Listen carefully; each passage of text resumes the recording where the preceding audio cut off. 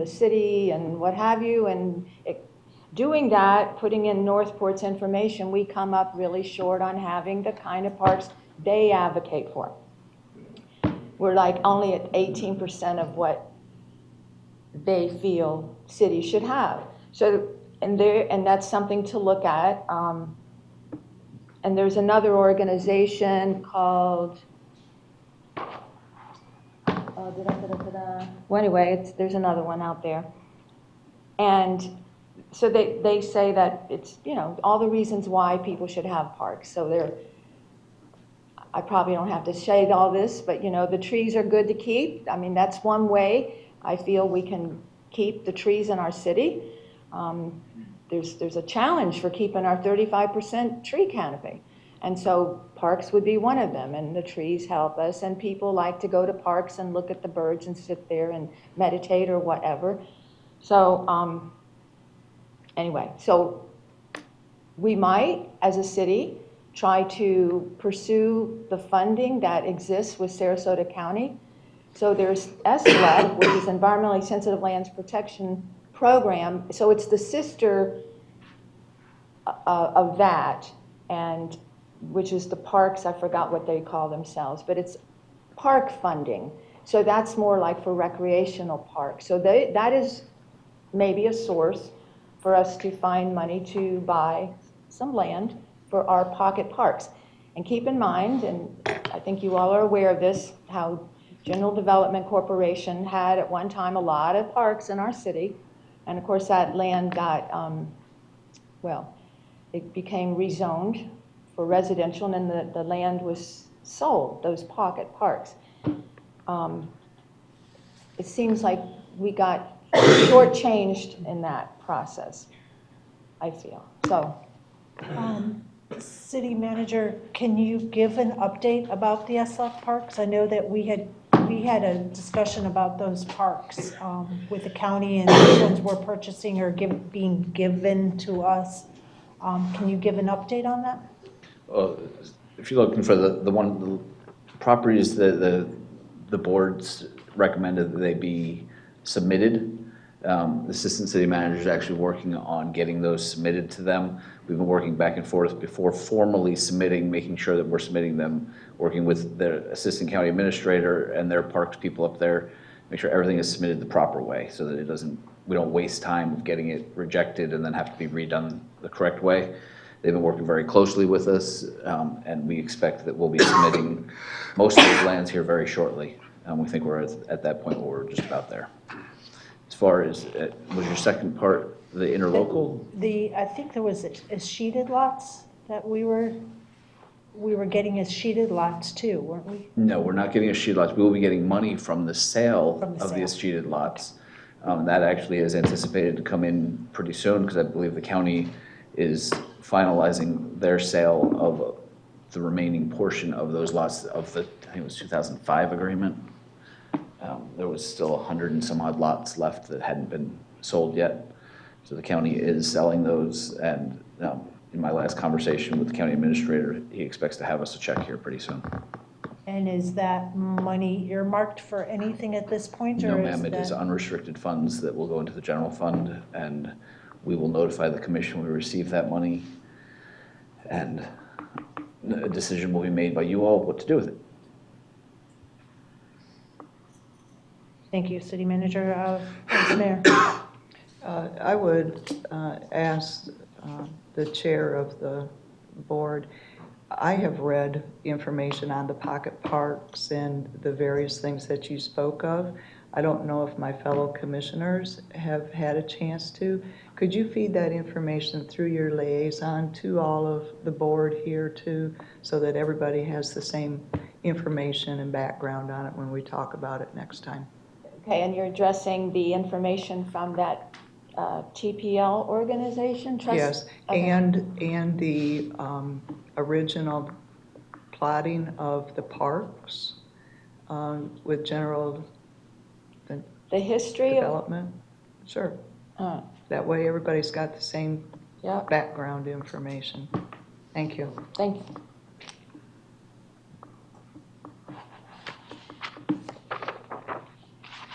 Okay, move to, was there anything else on parks? Okay. Single-use plastics. Yeah, okay. Just wondering. So it's not, it's minimizing the use of single-use plastics just in like city-run things, including City Hall and all its other businesses, and hoping that the people up on the dais would be modeling behavior, and I really like this. This is like a perfect way to have a drink at a meeting, but all the single-use plastic that's up on the dais could maybe be changed over to this kind of a deal, just on a very minor level. But there's a whole bunch of stuff, and I know I sent you all the material when we were discussing this in the Environmental Advisory Board prior to this, so I don't know if you remember it. But single-use plastic is the single largest dangerous plastic that's out there, and it's something like 72.4% of the plastic that's all over in these garbage deals is single-use plastic. It's just, and it's there for hundreds and hundreds and hundreds of years, and I thought I had the exact figure somewhere, but I never can find what I want when I have to say. 72.4% of single-use plastics are the worst offenders in the marine environments that are out there. There are all sorts of things that can be done in the city to make sure that we're minimizing the use. You can make sure that any vendors, for instance, who are doing an event don't come with plastic knives and forks and all sorts of unrecyclable deals. You can replace any kind of stirrers with metal spoons or wooden stirrers. You can encourage staff to bring their own cutlery, discourage use of plastic wrap for leftover food in staff lounges, encourage using reusable containers, and assure that, and I think you did something with your water or something here to allow them to get their bottle under the water. Didn't you say something about that one time? Staff can bring their bottle and get, no? At several of the water fountains in City Hall, you'll see that there's a separate little arm that comes out that's taller so that you can fill So encourage that. refillable bottles like Yeah, these as very opposed to cool. having to carry the water bottles. So you already have done some things. Consider water coolers with paper cups for employees instead of, Miss having Caroline. other. Miss Oh, Caroline. time to stop. No, hang on one second. I just would like to recognize that Representative Good just entered their chambers. Welcome to our City Hall, Ms. Good. Thank you very much. Are you pressed for time, ma'am? No, I. Because we're talking about single-use plastics. Yeah, I would love to hear. Okay, thank you very much. Carry on, thank you.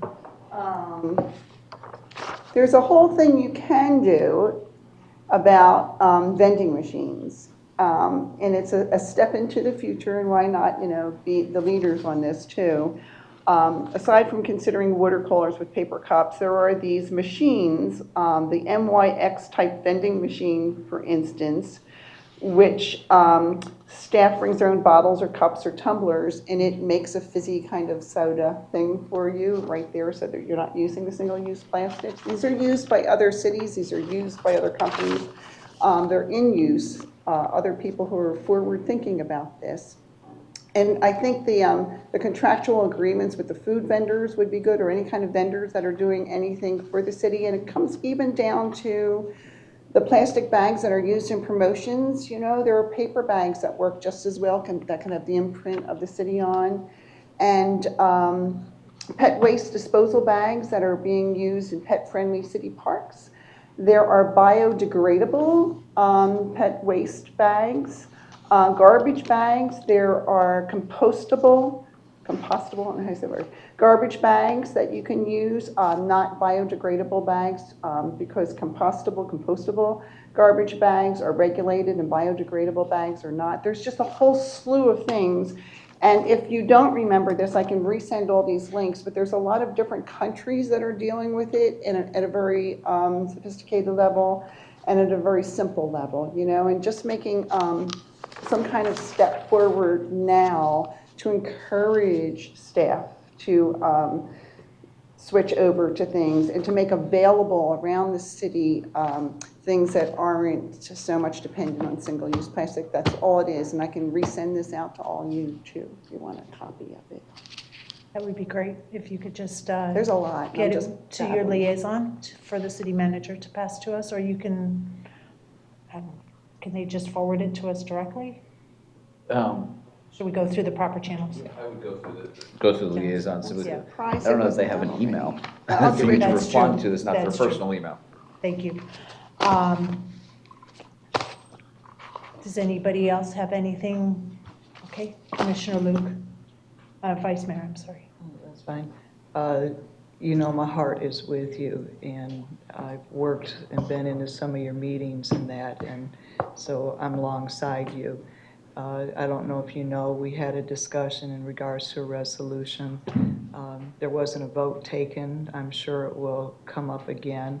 I know I am working hard with solid waste, and Julie and Frank and those guys trying to come up with another angle. And I would hope that this would work. What amazed me is talking to, well, actually the very next morning after that evening meeting, I had a nonprofit come to me and say, we're doing it. We're doing it. Actually, it was Commissioner Emmerich's wife who came up and said the Kiwanis will be going plastic-free. They have one of the machines that you were talking about that they will be taking, you know, to their events. And I tell you, that just made my heart swell to know that these nonprofits, I've talked to some others who are on board with cutting down on the use of plastic. It's not that it's a shame, you know, because plastic is cheap, easy to use, but we need that mindfulness to, as you were saying, cut down on the use of it. I may not take a straw at, you know, a restaurant and it's only one straw, but if the 75,000 of us in this city didn't take a straw at the restaurant, that makes a dent. And so that's what it is one person at a time. From my side, I'm still working with staff, and I'm sure this topic will be coming up again, so thank you.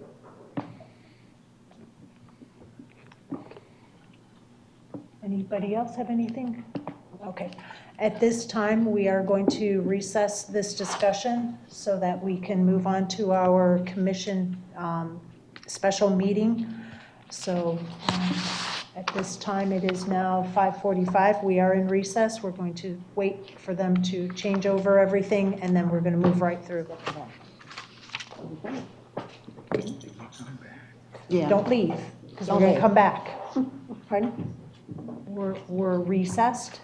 We're going to do our special meeting, which shouldn't take very long. We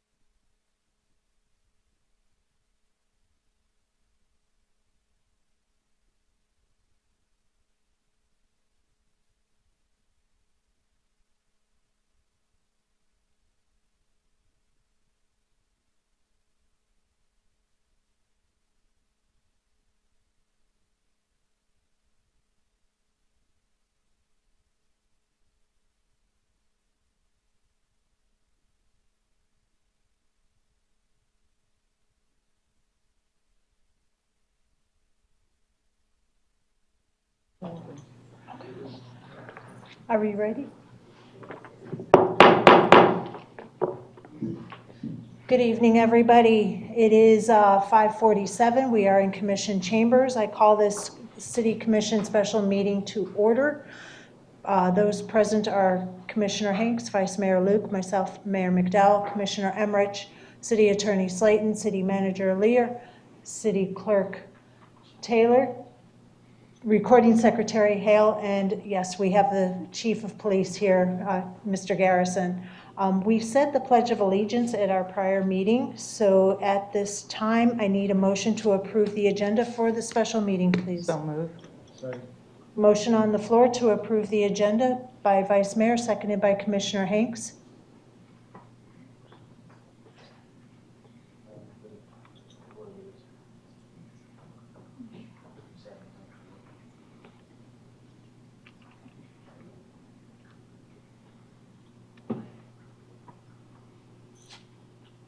And that was approved 4-0.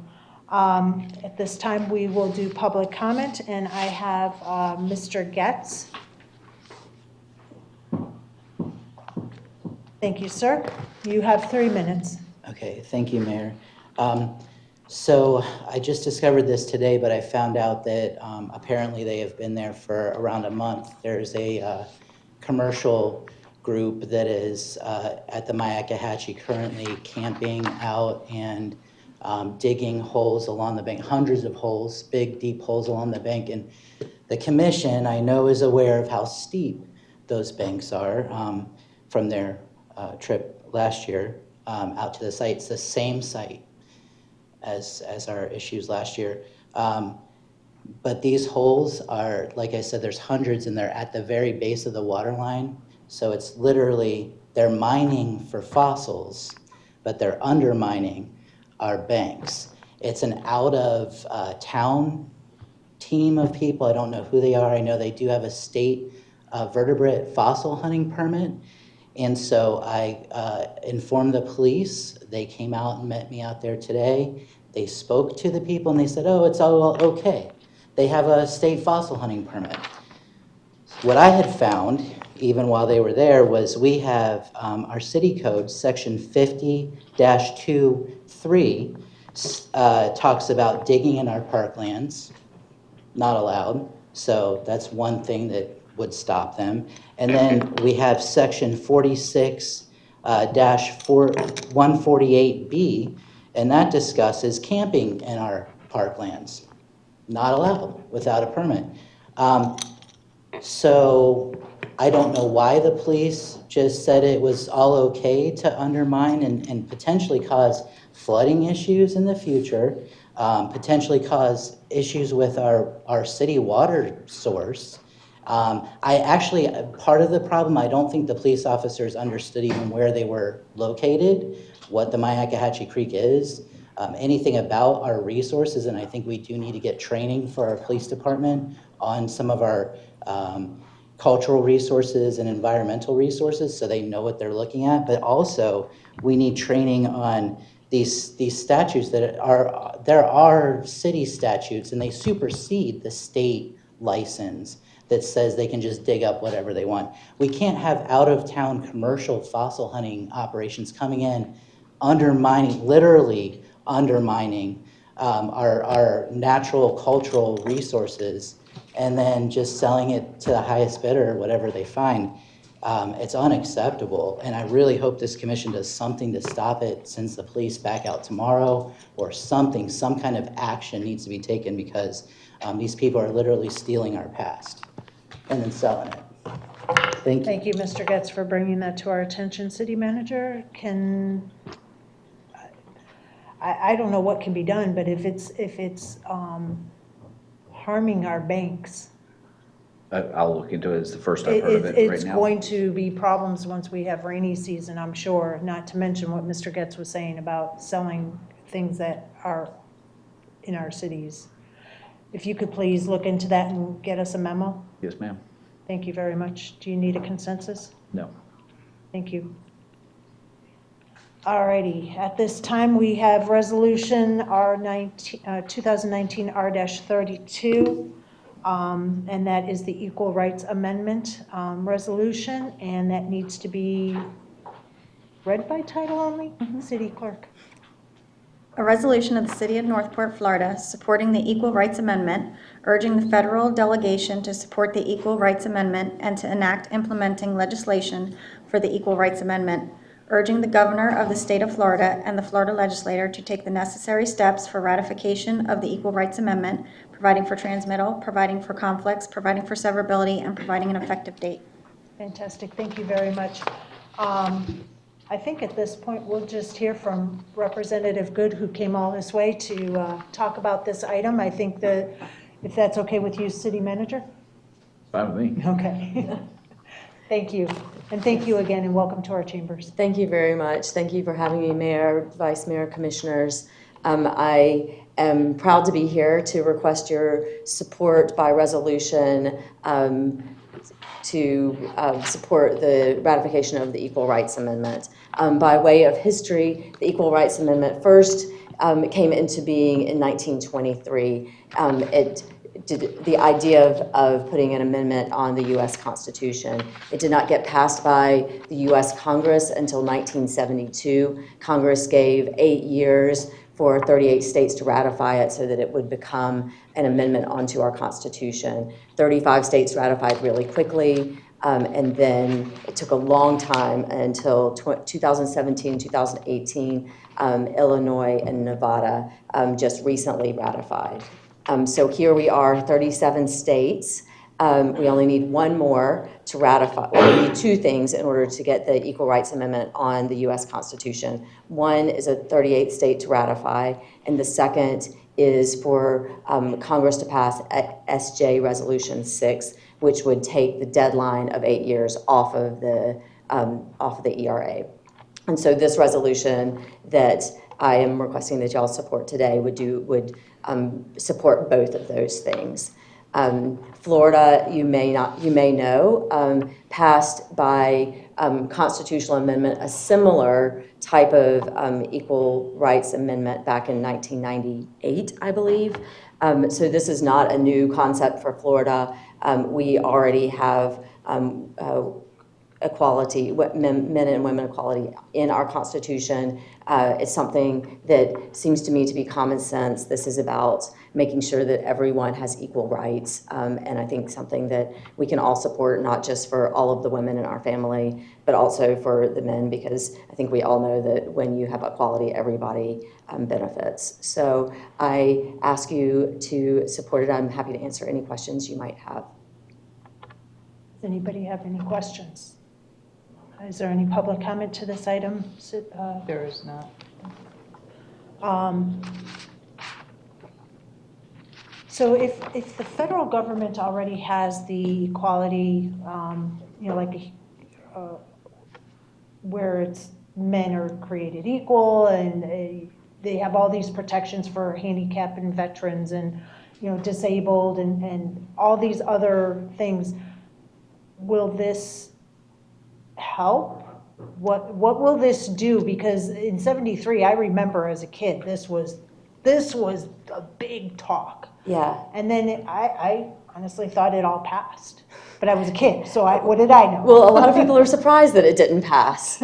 But what this would do, besides just provide a value statement of who we are as Floridians and who we are as Americans, is also to sort of provide a backstop, because a lot of laws that may, provide equality for men and women are already on the books. But laws can be, all you need is, a couple of different, a couple of election cycles, and laws can be changed. They're fairly malleable. When you think about the U.S. Constitution, it's not easy to change the U.S. Constitution, as we have seen over the last 120 or 100 years that that people have been trying to get the ERA onto the Constitution. So this is really about what our values are and the longevity of them. I appreciate you bringing this forward, and Commissioner, Vice Mayor Luke, I appreciate you also bringing this forward. Seeing no questions or comments, I will entertain a motion.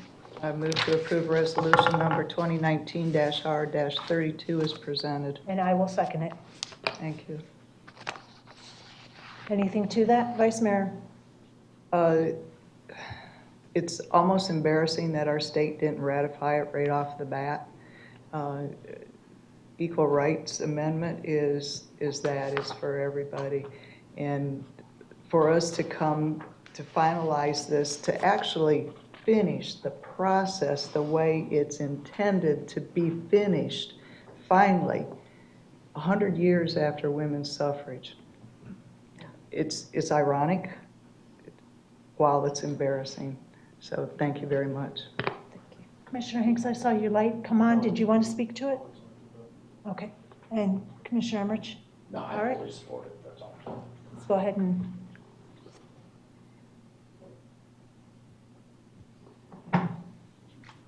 And that passed 3-1 with Commissioner Hanks dissenting. Commissioner Hanks, did you want to speak to your dissent? Yeah, well, I just, the Florida Constitution, Article 1 and Section 2 addresses all this. Some of the things that I see that this could create, sorry, I gotta turn my mic on. Some of the things that I think we need to look at and is, there's certain privileges that women and men both share, whether it is using bathrooms, whether it's dormitories, whether it's things like this, which are traditional norms that I think this could absolutely affect moving forward. Could women be drafted into the military when men are conscripted? Could it give? Let's look at courts giving the government new powers to interpret the law that makes a distinction based on gender, whether it be like marriage, divorce, or alimony. As a staunch pro-lifer myself, I would see this could be a benefit. However, it's an argument to be made, whether the support or the idea of abortion or whether you're against it, if this could change the way the courts look at things. So for that reason, I just don't, sometimes we just do things to do things, and that's what I feel this is. So. Vice Mayor? Constitutional amendments are voted on by the people. If people spoke way back then, and it wasn't ratified by the state. Again, I'll just state that this is finishing the process that the people spoke on. It's not changing anything, it's finalizing something. So Representative Good, thank you for bringing it forward to us. Thank you. Thank you again, Representative Good, and everybody else that attended with you. Do appreciate that. Thank you. Moving on to item ordinance number 2020-05. This is the ordinance for the calculation of impact fees, amending our city's code.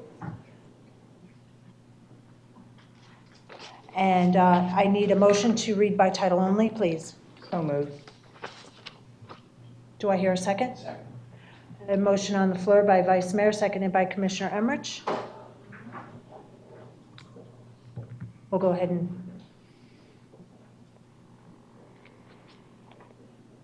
and that passed 4-0. City Clerk, if you could please read by title only. Ordinance number 2020-05, an ordinance of the City of Northport, Florida, amending the code of the City of Northport, Florida, Section 58-103, related to the calculation of impact fees, providing for severability, providing for conflicts, providing for codification, and providing an effective date. Thank you very much. I'm not sure if City Manager or if this is City Attorney. I entered this legislature item in compliance with the Commission's direction at the November 26th meeting to bring back an ordinance modifying the city code to address the process of calculating impact fees for those applicants who obtained a building permit prior to the June 11th, 2019 date on which the Commission increased impact fees. So I'll be happy to answer any questions that you may have. I worked alongside with the Neighborhood Development Services Department in developing the ordinance. Thank you very much. We'll go ahead and do public comment, and we have a card from Mr. Tenbush. Thank you for coming. And sir, you have 3 minutes. Good evening, Commission. Thank you again for giving us the opportunity to readdress this. There's a few points that I'd like to make, though.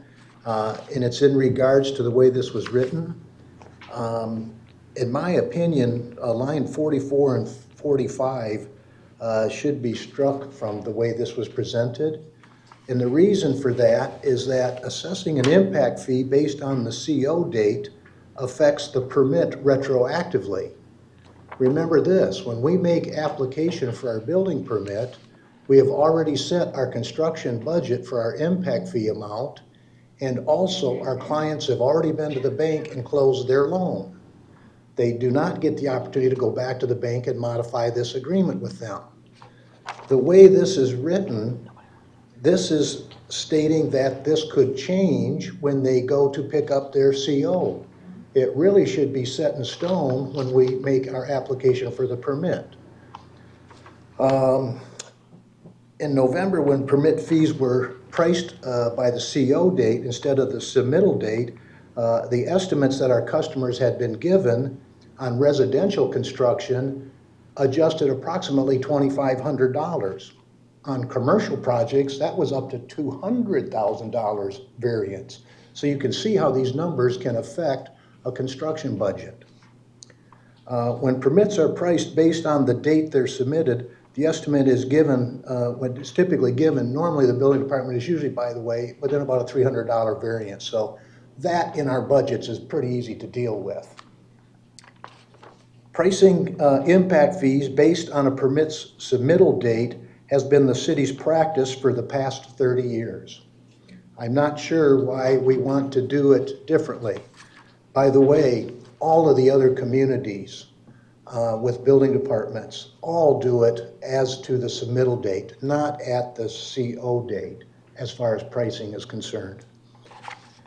If I did bring in my opinion, some wording that would work properly for this ordinance, and this wording would probably be substituted in or worked into around line number 35 of your ordinances as presented. And I did bring this along in case you was curious as to what my opinion would be as to how it would be fair and just for the people that are building homes and for the commercial developers as well. I can read it into the record if you prefer. Your time, sir. Go ahead. 14? Okay, it's only a couple minutes. I'm sorry, 1 minute. You may consider the fee shall be imposed based on the impact fee schedule adopted at the time the complete building permit application was submitted to and accepted by the City of Northport, provided the application proceeds to the issuance of certificate of occupancy through an uninterrupted issuance process. Pretty simple, pretty basic stuff, but it's fair and it's correct. Thank you, Mr. Tenbush. Thank you for listening to me. I appreciate that. I appreciate that. City manager, could you please weigh in, because it's been my understanding we have always collected at CO. Well, some of the comments were made wasn't about when it was collected, because you are correct, we have always collected at CO. It's about when they're calculated, which At CO. is, yes, but there's been changes over the time. When this impact fee, the previous one, was adopted in 2011 with a moratorium, and when that moratorium lapsed, the impact fees were calculated, and then there were actually, if there were permits outstanding, they had a year to complete, or else they were recalculated at the CO time. The impact fees have been done at CO for at least, I can tell you, the last 12 years, if not longer. I would have concerns if you went with the permit issuance date or submittal date, one, especially submittal date, because it's not approved at submittal, it could be denied.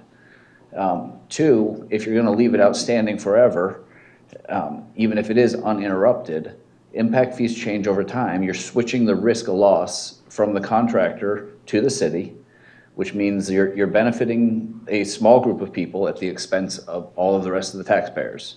So I would not leave it as wide open as for the entire time the permit is outstanding, because, for instance, our current impact fee ordinance that was changed, the rates were changed from 42.5% to 75% of a 2011 study. So those rates were established in 2011, which means they're already 8 years old. They're already not paying for the impact that they're having on the system, and they're adopted at 75%. So to call something fair and just is an opinion, because it's already not fair and just to the rest of the taxpayers who will have to pay for the impact, whether it be residential or commercial, that those construction projects are having on the system as a whole. So it might be to a small group of people. The other statement I don't necessarily agree with is that a loan is not closed on a residential property or even finalized when a permit is submitted. Closing takes place at the end. The amounts can be changed. It may be a little difficult, just like everything is difficult. If changes are made to the house being constructed, those changes change the price, whether it be up or down. So all those things happen at closing. That's why it's called closing. So, yeah, if you are to consider that, I would highly recommend you consider putting a time frame on it, that the impact fees are not finalized at permit submittal. Thank you, City Manager. Vice Mayor Luke, you have your light on for questions, please. Yeah, I think along the same lines as Mr. Tinbush, and I have seen the changes within the city. Even the gentleman from West Village, he spoke that his contract or whatever that he had stated that it was to be the same impact fee that it was at the time of his permit being issued. How long do those permits last before they have to be renewed? There is a variety of them. I'll have staff come, they may be able to answer depending on the permit itself. But again, they can be renewed over and over again. They can So you also, could be talking, I mean, we have some permits that are currently outstanding from 2006. But if you put something in there that it only lasts until the time of renewal, and then at renewal, the new calculation would be figured in, And that's why, such as what they've done in the past. that's why I stated, I would not put the language that was recommended because there was nothing about a time frame on there. That's probably my biggest concern is it was as long as construction is uninterrupted. Well, you could have construction going on for a very long time, and somebody could pull a ton of permits for homes. For instance, if they pulled for the entire West Villages area right now, they could pull the permits for all those homes up there, which could be in excess of 11,000 homes, and the permit fees will be established today. They might not be done for 20 years, which is their plan. It is a long time frame. That's why I was asking the time of renewal. Yep, right into the little thing that says microphone on it. Microphone, got it. So currently please Jesse, state your name for the oh, record. I'm sorry, Kyla Bilbo with Neighborhood Development Services Building Division. Currently, building permits, once they're issued, they are good for 180 days. After 180 days, the permit expires unless you pass an inspection.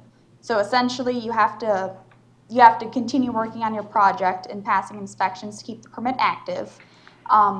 Personally, I would say that if a permit expired, I would consider that interrupted in the building process because they do have to formally apply to our building official, state why they let their permit lapse, and he has the right to deny reactivating that permit and can essentially make them apply for a brand new one if he so chooses. And if they do choose to reactivate the permit, that reactivation is only good for 90 days. And if they do not pass an inspection within that 90-day reactivation period, then the permit lapses again. And the reason for doing that is to try to keep them It's active so that basically they're to try not to just keep- sitting there dormant. Right, it's trying to keep construction active so that we don't get a lot of vacant properties sitting around half finished and all that fun stuff. Is it difficult or easy for somebody who's building a home, they haven't done anything, and in the 150th day, they hurry and do one thing for an inspection to occur? Do you see that happening? So the very much, inspection, Brian? the inspection has to pass in order to reactivate the permit. So if, they're trying to haphazardly throw some things together, If it doesn't meet minimum state building code requirements, it will not pass the inspection, and then the permit does not get reactivated, continues on its countdown. Okay, thank you very much. We are, city manager, looking at doing a new study on impact fees, correct? Yes, ma'am. Right, because the one from 2011 had us calculated with more population than we actually have right now, so it is out of whack. I don't have another question, so I will cease at this point, but I lean toward working a hybrid on this. Thank you. Anybody else have any questions? Commissioner Emmerich?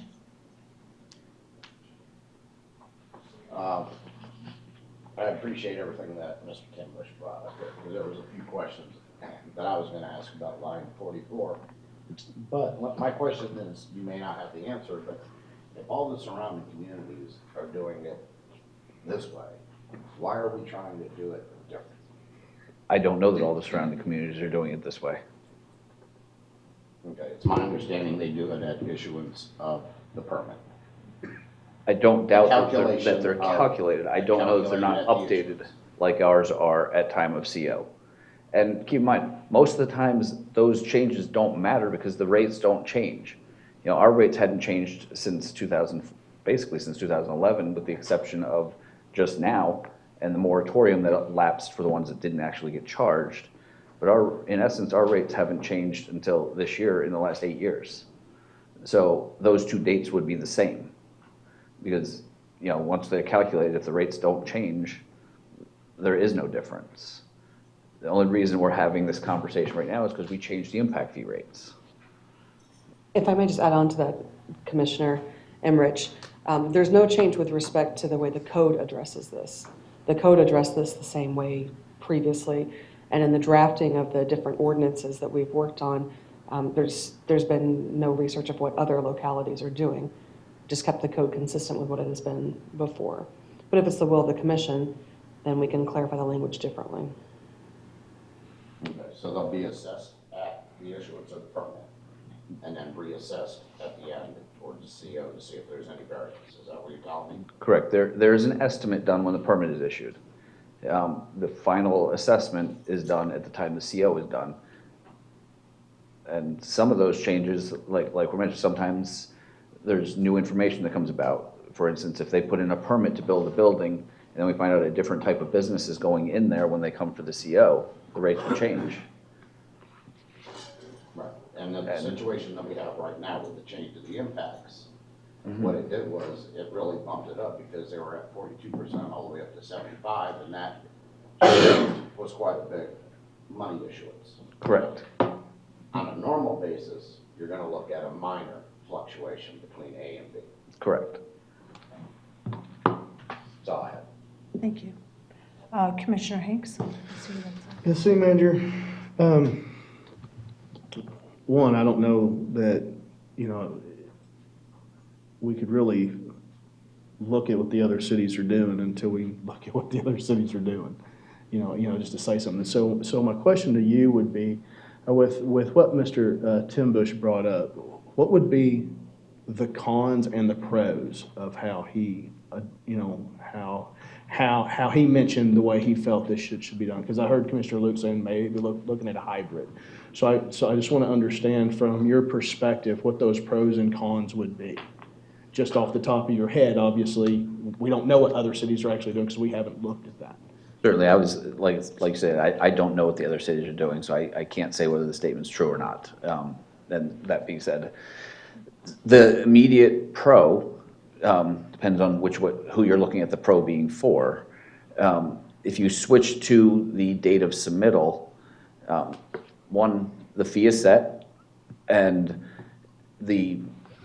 it's both a pro and for the developer, that's a pro. They know how much they're going to pay that day, and regardless of what the commission or anybody else does, going forward, those rates can't change. Sure. The con from the city's perspective on that is exactly the same thing, is if the rates change and that permit is outstanding. Like I mentioned, we have some that are outstanding from 2006. So 13 years later, they're still paying under the suggested change, the rates from 2006, whereas a business or a builder, for whether it be residential or commercial, who came in sometime between that time period, now pays the higher rates for the exact same building, which means the exact same impact on the system, simply because of timing. And they're both could complete on the same day, so you'll have two businesses, one paying a significantly different price.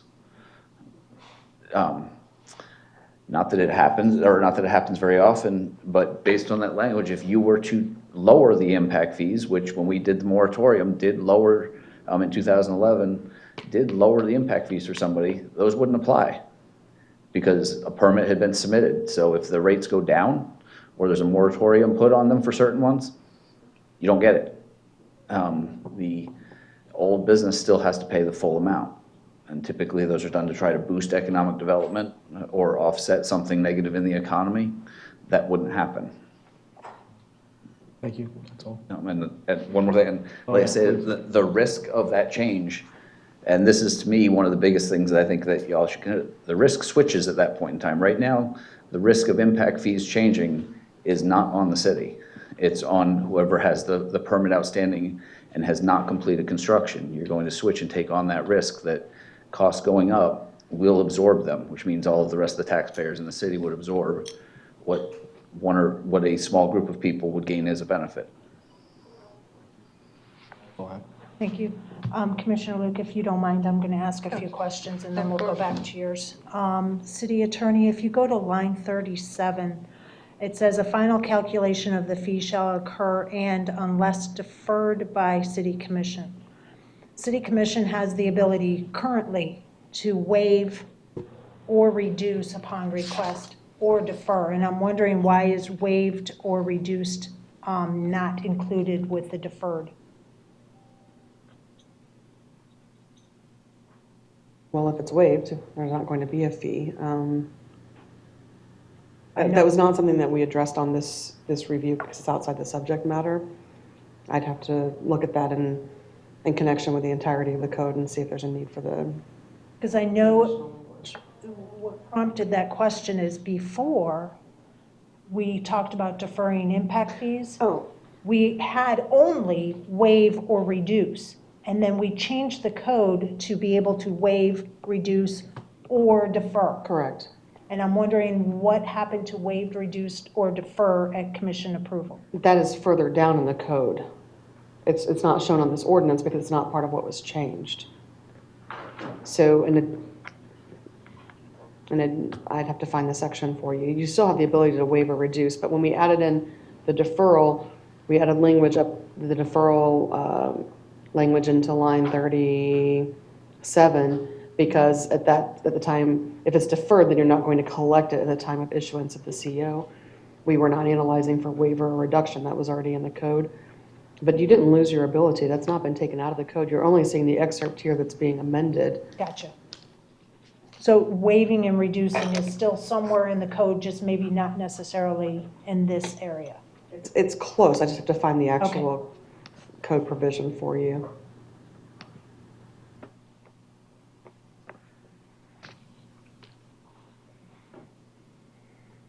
It's at 58-103 D and E. 58103. Subsections D and E. What you have in the ordinance before you is only a portion of subsection A. Gotcha. Thank you. Yeah. The line 51, it talks about the applicant had a complete building permit application submitted to and accepted by the city as of June 11th. What does "and accepted by," what does that mean in planning and zoning and permitting legalese? This was language suggested by the building division, so I would defer to them with respect to their process. Thank you. Kyla Gilbo with the building division again. So that language "and accepted by," when house permits are submitted to the building division, we look through them. I guess you would assume that counts as the permit being submitted. But sometimes there are reasons we can't accept the permit. I would say the most common one is if they don't have an approved septic permit from the health department, we will not accept their house permit because without a septic tank, you can't build a house. So that would be one of the reasons why a permit would get submitted to the building division, but then rejected and given back to the customer. Is this permit and accepted by the building permit? Okay. So it's all the check boxes are filled in is when it means it's been accepted? Yes, we're gonna review the permit for completeness. Like I said, that way if for any reason there's something we can't take the building permit in for, we don't. The other time, other than the septic permit, that occurs quite frequently is whenever we undergo a code change.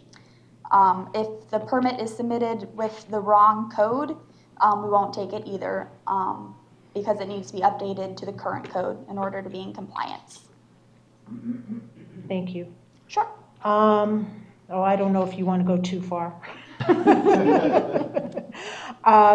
On line 54, it says, any applicant that paid impact fees after June 11th, 2019 shall be entitled to a recalculation of the impact fees based on subsection A2 above. City Attorney, would it make it easier to say from impact fees paid between June 11th and November 26th, 2019, when we had our commission meeting, as opposed to after? Just putting in a definitive date, June 11th to November 26th?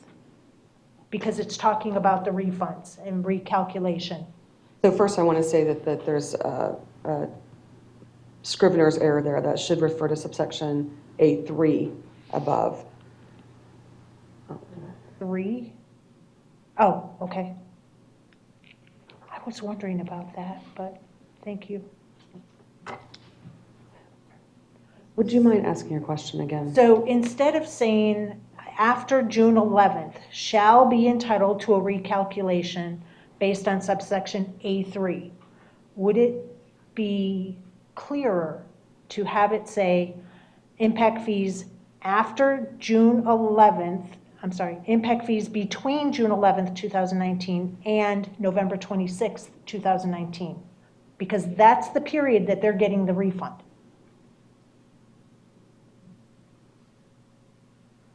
They're not getting a refund after November 26th, because it's my understanding after November 26th, they're automatically being charged the 42% so that we don't have to have staff reissue a refund at some other point.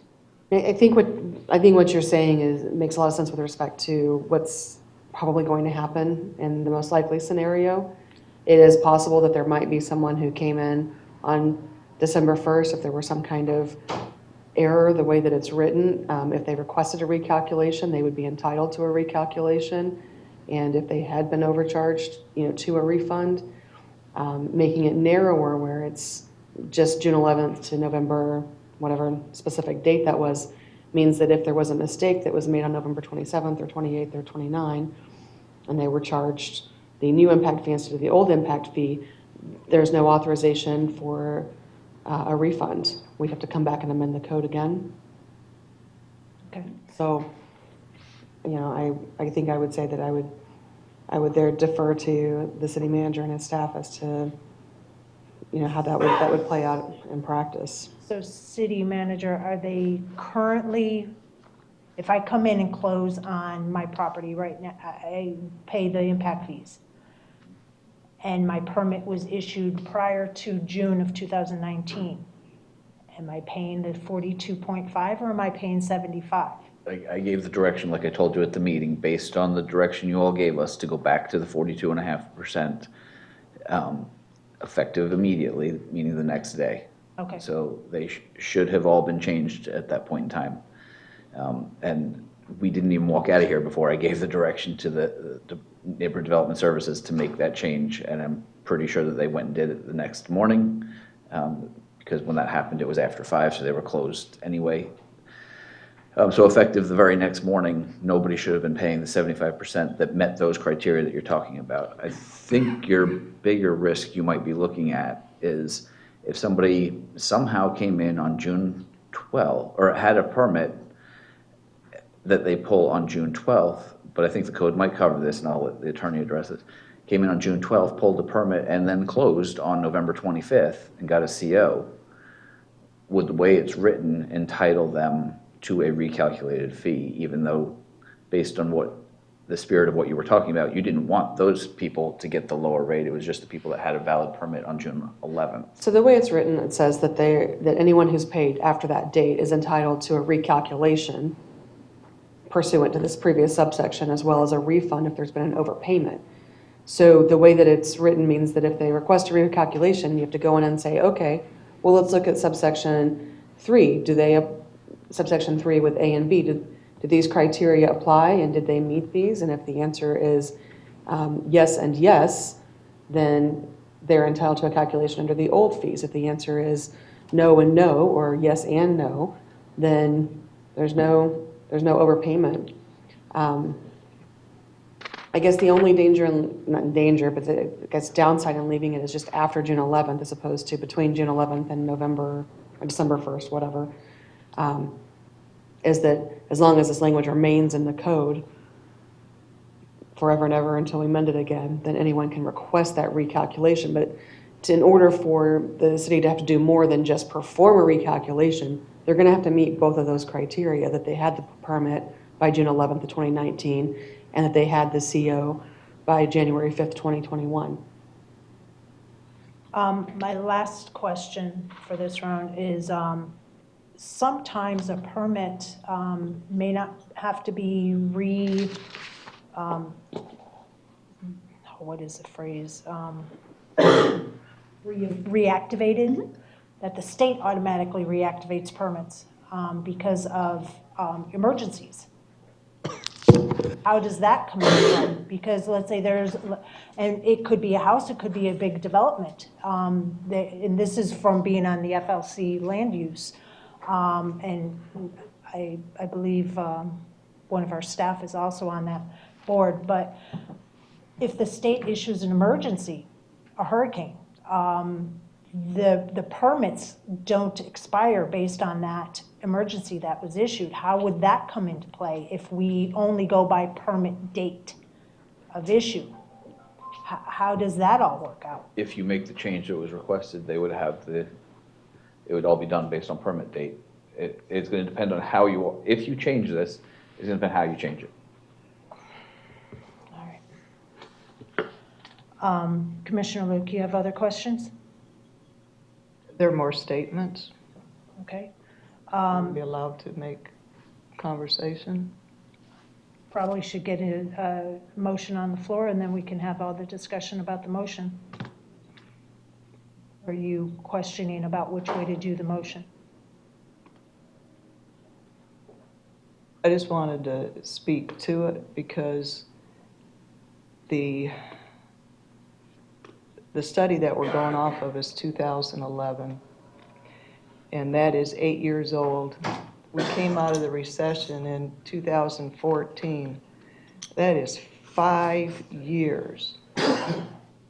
We have sat as a city and at the taxpayers' deficit, never done anything to those impact fees. But somehow, it's so all fire important for 26 days that we overcharge somebody, that somehow we're doing this detriment to the taxpayers, 26 days versus 5 years. And to me, it's doing the right thing again. I do see that there can be a hybrid, and this is speaking to the motion that I want to make. Can the calculation of just the percentage of the impact fee be stated that it's set at the permit submittal time? Only the percentage of the impact fee, not if they've changed something, some of the things that city manager was referring to. That's changing it so that it's not the impact fee, it's the value.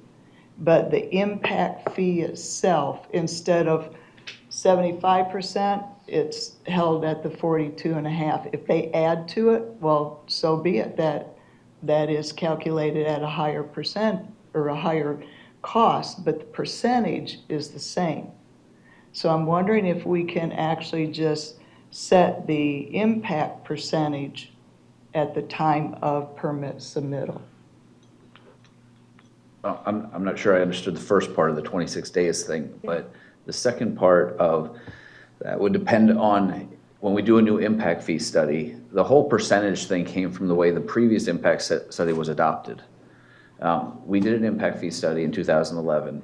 That study came out with what it costs, what a certain type of business or home has as an impact on the system.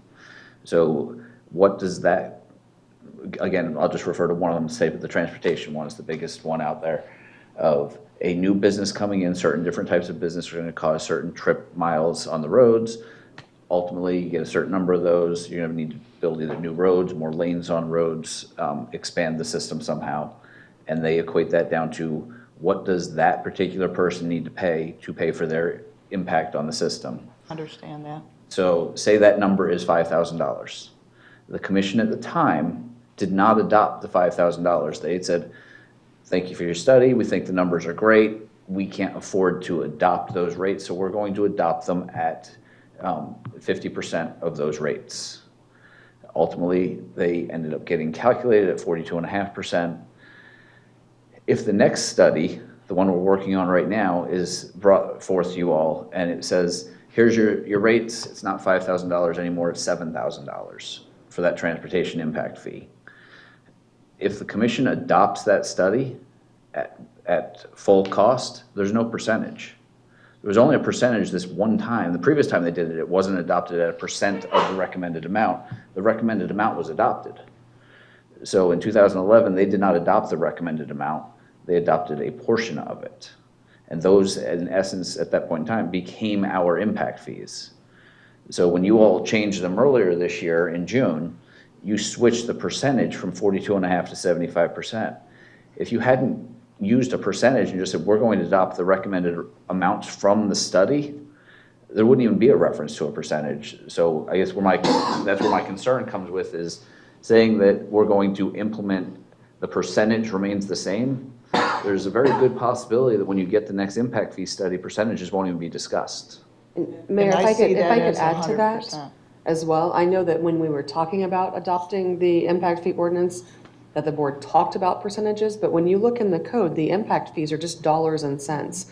There is nothing codified that says 75% of the impact fee study. That's how we got to the dollars and cents, but there are no percentages in our local laws and our code, to refer to. So putting a reference in here wouldn't work that way.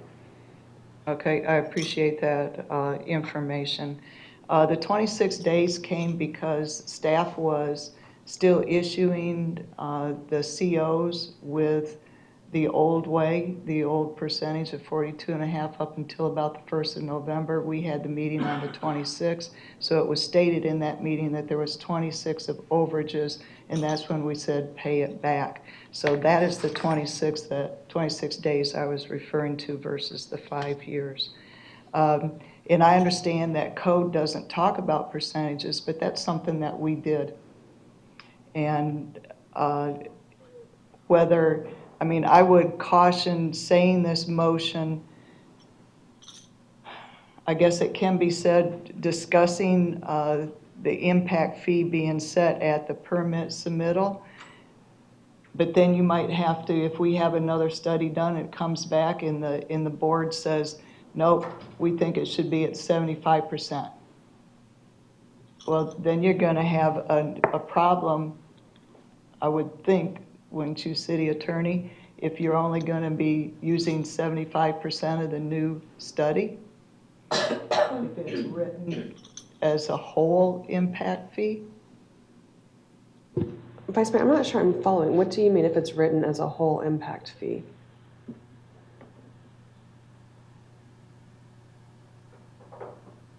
Instead of calculating a percentage of the impact fee at the time of submittal. Oh, they don't calculate a percentage, they do a preliminary calculation. Correct. But that calculation is at a 42.5%. The calculation is, the way that it's been written in the code for many years, the calculation is based on the impact fee in effect at the time.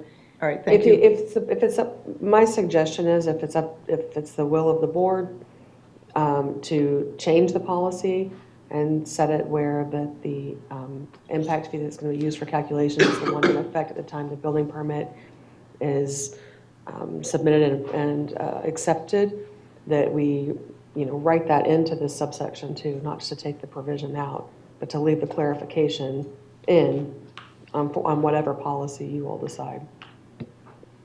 Thank you, ma'am. I have one more follow-up, City Manager. When they changed the impact fee in 2014, I think it was, we're only here today to discuss the process of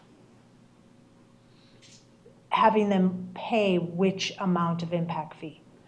In the past, they waited 1 year. The former language was 1 year from June, I think it was 14, and they had 1 full year to finish and get a CO, or else they were paying the impact fees that were in place at the time, correct? Correct. Yes, they had a year. It was January of 2014 that the moratorium ended, and they had a year, so they had January till January of 2015, Okay. or else they paid the full amount. The full amount that was in effect at that time. Correct. It is dollars and cents in the ordinance. It's not percentages, but they used percentages to calculate from the 2011 study to come up with those dollar amounts.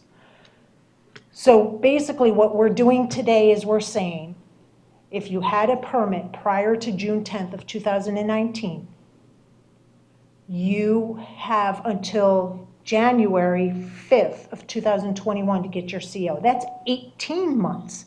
We're giving them a whole extra 6 months compared to when we did this, not we, but when this was done before. Correct? Correct. All right.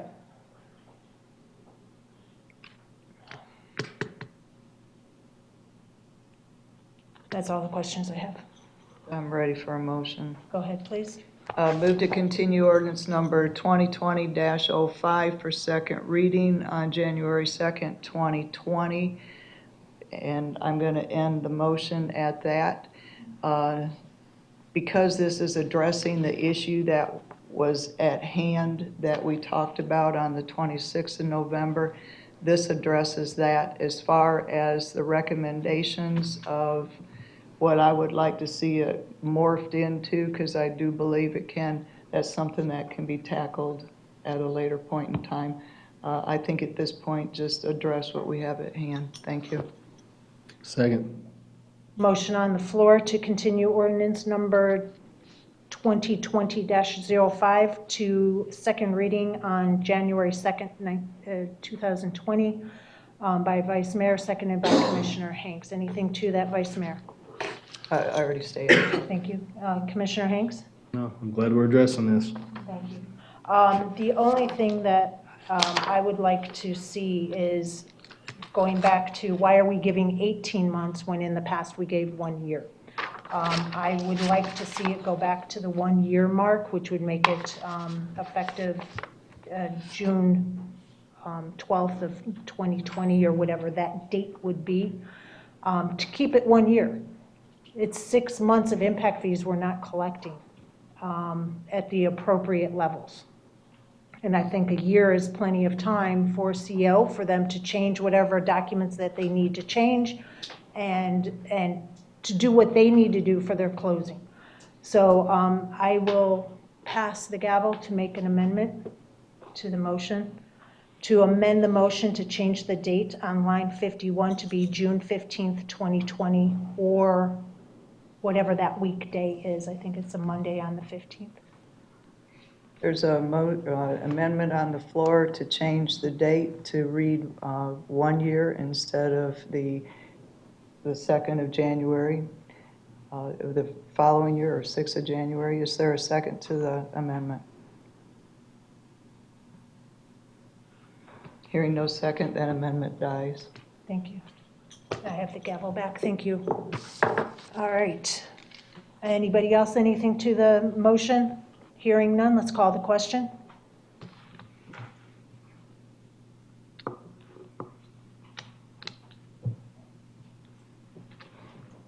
And that passed 4-0, and just for the record, I'm approving the spirit of what's being done, even though I don't agree with the dates, but we do have to move this forward, so thank you.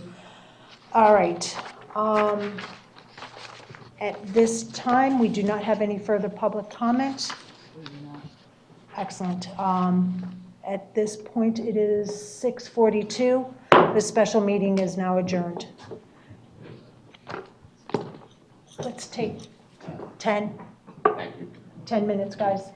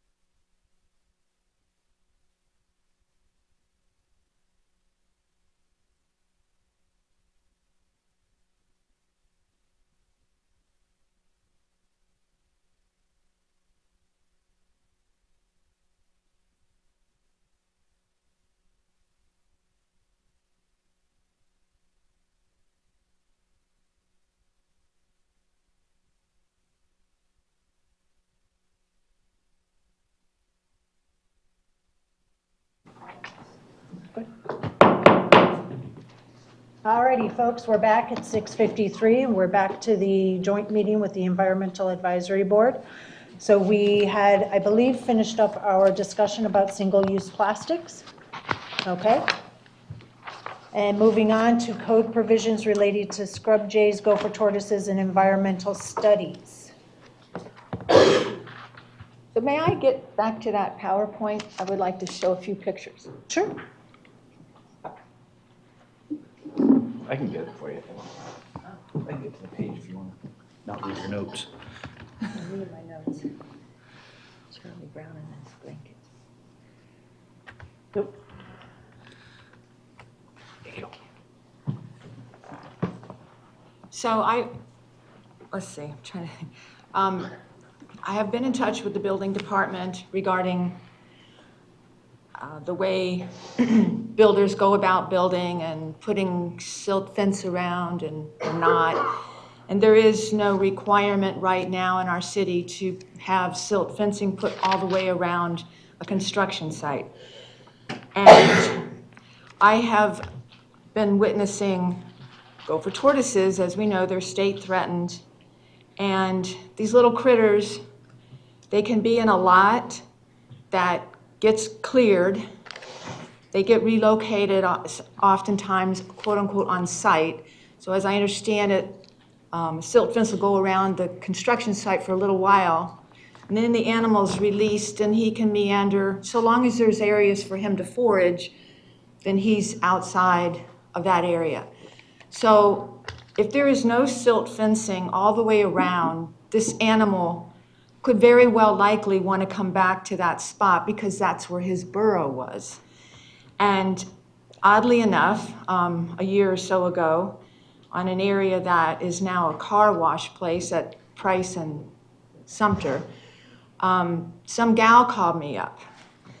And she's like, there's a gopher tortoise trying to get back into that silt fencing. There was silt fencing around 90% of it.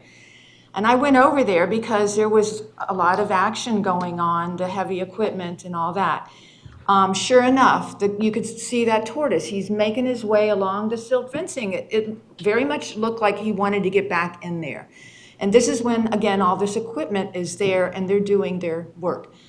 So I have spoken to Fish and Wildlife about this, and they are in agreement with, yes, the silt fencing should go all the way around the construction site. There is the consideration, well, how does the equipment get into that property if there's this silt fencing all the way around? One of the biologists at Fish and Wildlife said, well, consider maybe putting bales of hay in the front. And here's another reason why I think it's important that this kind of barrier, if you will, gets put around these sites, is because, and here again, and the building department knows about these things, a number of occasions people, these builders, are clearing, and they hire, I guess, who knows, a third party to do the work, but they are oftentimes going onto the neighboring lots to have access to whatever they're doing. They have come close or maybe even run over burrows. They've done this around scrub jay habitat. We do have an active scrub jay area in the area. So they just seem to make their way around and they're trespassing into other lots, and they are putting these protected species at risk. So these pictures on the screen here, so you can see, like the one on the left, you see that string there. But anyway, you can see how they've gone beyond the property that they're supposed to be working in. And the slide in the middle, and it's not probably around the corner from me, but there is a site that is around the corner from me and where there's a lot of these tortoises there. And I had witnessed this big machine sitting on the property, and it just sat there dormant for a few weeks. I don't know what was going on there. But here again, this picture reveals what it looked like there. There's no barrier between this raw land and where they're clearing. So the animal could be underneath there, and then they could be starting up that machine, and the animal's in harm's way.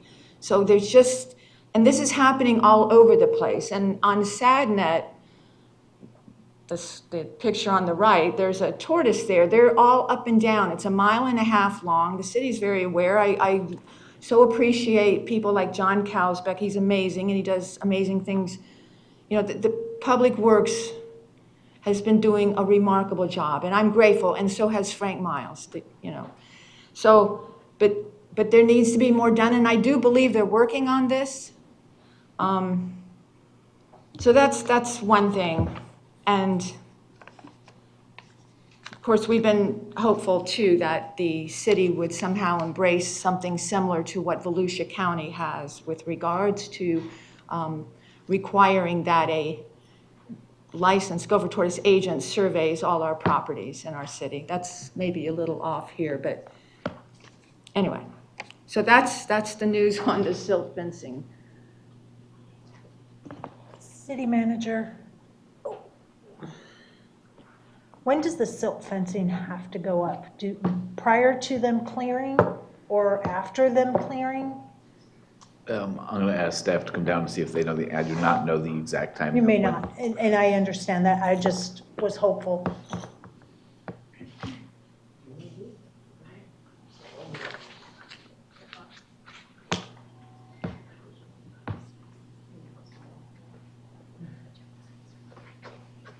Mayor, for the record, Jerry Tavares, Engineering Division Manager.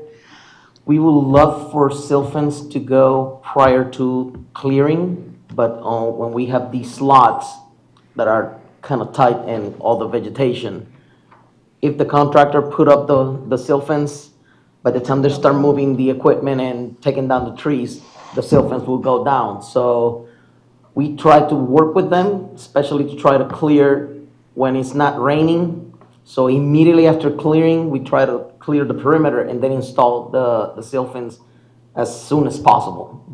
But it's a means and methods, and they can put it immediately before any machinery get there, but it's gonna get greatly damaged, and then they will have to replace it, and it's additional costs. And we try to work with the contractors on that.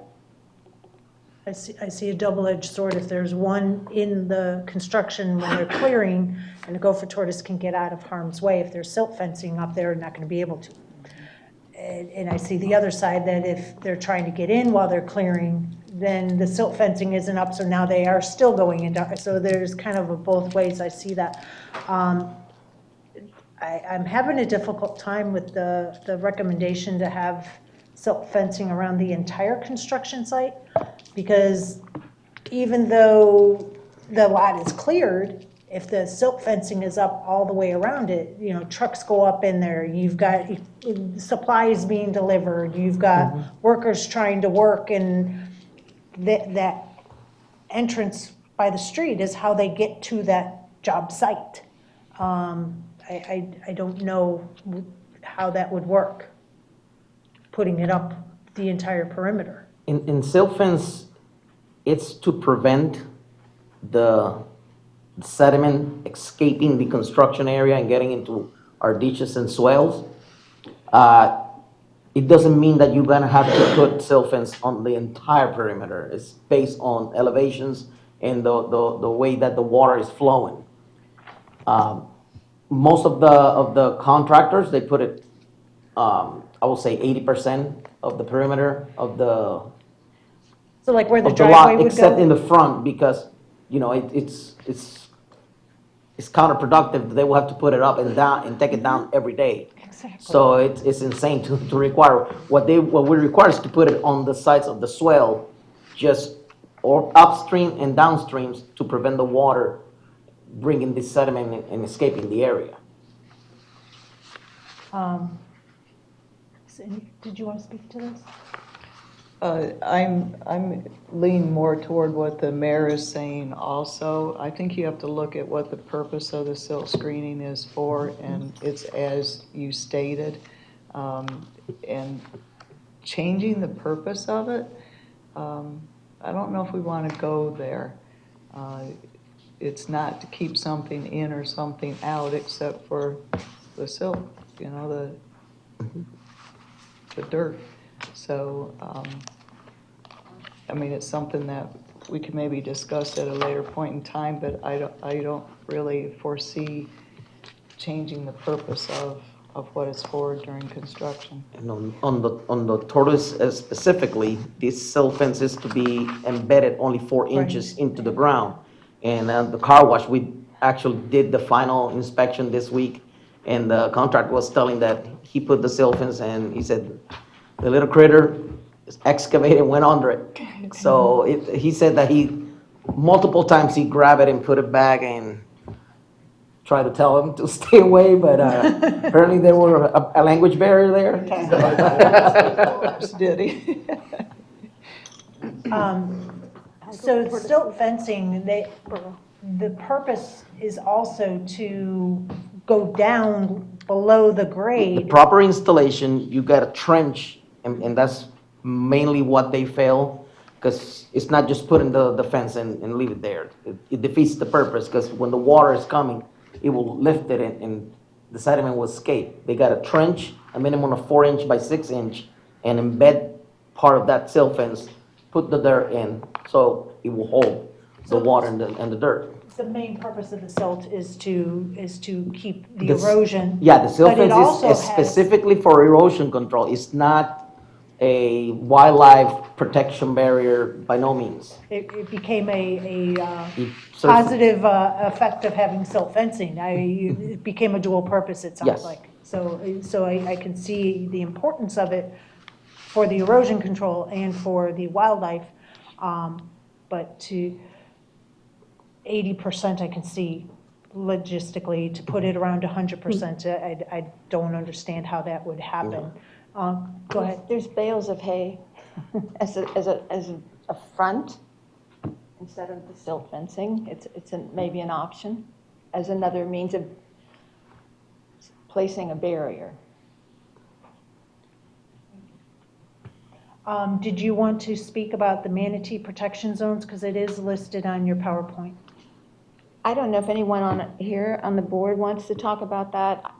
I don't think we ever, No? no, Okay. we didn't. Okay. Thank you, Mr. Traverso, sorry.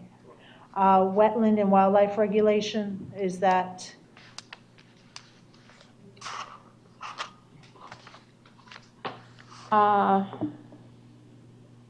Yeah, I don't know. Does anyone have anything to say about that wetland? I don't know if we covered that. We haven't really delved into it as a board, so. Okay. Scrub jay surveys between March and October, I take it that's their nesting season or something? Is that why the specific months? Those are the allowable months per federal protocol to survey for them. Allowable months to survey, so if you're doing If you survey outside those months, the federal agencies won't accept them as valid surveys. Oh.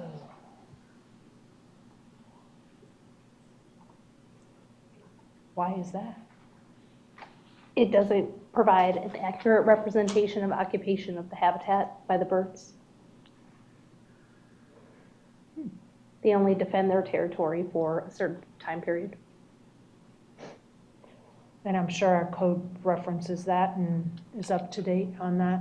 I'm sure that, it's a FWC thing anyways, right? U.S. Fish and Wildlife Service. Sorry. I'm relatively new to the board, so I don't know as much about the specific city codes as it relates to it, but I'm very well versed in the federal regulations as they relate to scrub jays. Do you live in Northport? I do. Thank you. All right. So I guess we're finished with the environmental studies and moving on to tree canopy issues. Does anybody have anything to that? I just want to say thank you to this board. We know that the Beautification and Tree Advisory Board, I mean, it wasn't even meeting, it is definitely failing. They're trying to resurrect it. So thank you for taking trees on. You guys did the job that maybe that board should have been doing, so just thank you for that, and your willingness to take the charge from the ULDC too, if we ever need to go that direction. So just want to say thank you for that. I know that we are in the process of incorporating the changes that we wanted for the tree code, chapter 45 for the ULDC. We had great discussion. They took our suggestions and kind of handed it off to the consultant for incorporation into the ULDC. I'm anxious to see what that turned out to be and what that looks like. But if it talks about penalties and some policies, but as far as reaching the 35% tree canopy, I don't know what to say. If you have anything you'd like to add to that. The parks. The parks. I agree. I think we need Pocket lots park. of parks around our city, and a place where those parks might be would be maybe like along Cranberry or these roads that run that kind of a road. And I could be wrong, but I'm thinking that those lots along that kind of a road versus one that's further off a main road, those might be less money.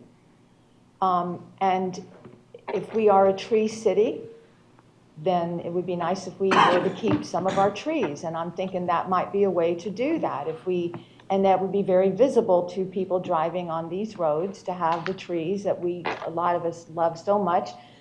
And then it softens, the way things look, having nature there instead of houses along those roads. Maybe it absorbs the CO2 coming from the cars, the emissions, Anyway, just a thought, but a way to keep trees, parks. We've also discussed encouraging business to create sustainable islands in parking lots. So instead of the thin strips where water just simply flushes away across the pavement and then they have to water to try and keep the trees alive and the little barriers, and we see them around where some of our major businesses have these trees that have struggled for 5, 6, 7, 8 years and hardly grow because they do not get the water they need even in our climate. So to encourage businesses to create those sustainable islands in their parking lots, we've thought that would be a really important thing. And the city did a fine job over at the Morgan Center with one of their islands in that parking lot. It's absolutely fantastic because it really creates a nice atmosphere at that park. So yeah, I would love to see businesses have those parking lot islands because you will see everybody parked all around it. That's right. All righty, I think we covered the management of parks, but I think you want to specifically talk about Australian pines at Warm Mineral Springs? Or did we cover that enough? I guess we covered it. We did. I'm just trying to see where you're at on this agenda. Oh, I'm sorry, I missed I apologize, I missed the page about the water quality. And may I jump back at yeah, I'm going to go back up there and just.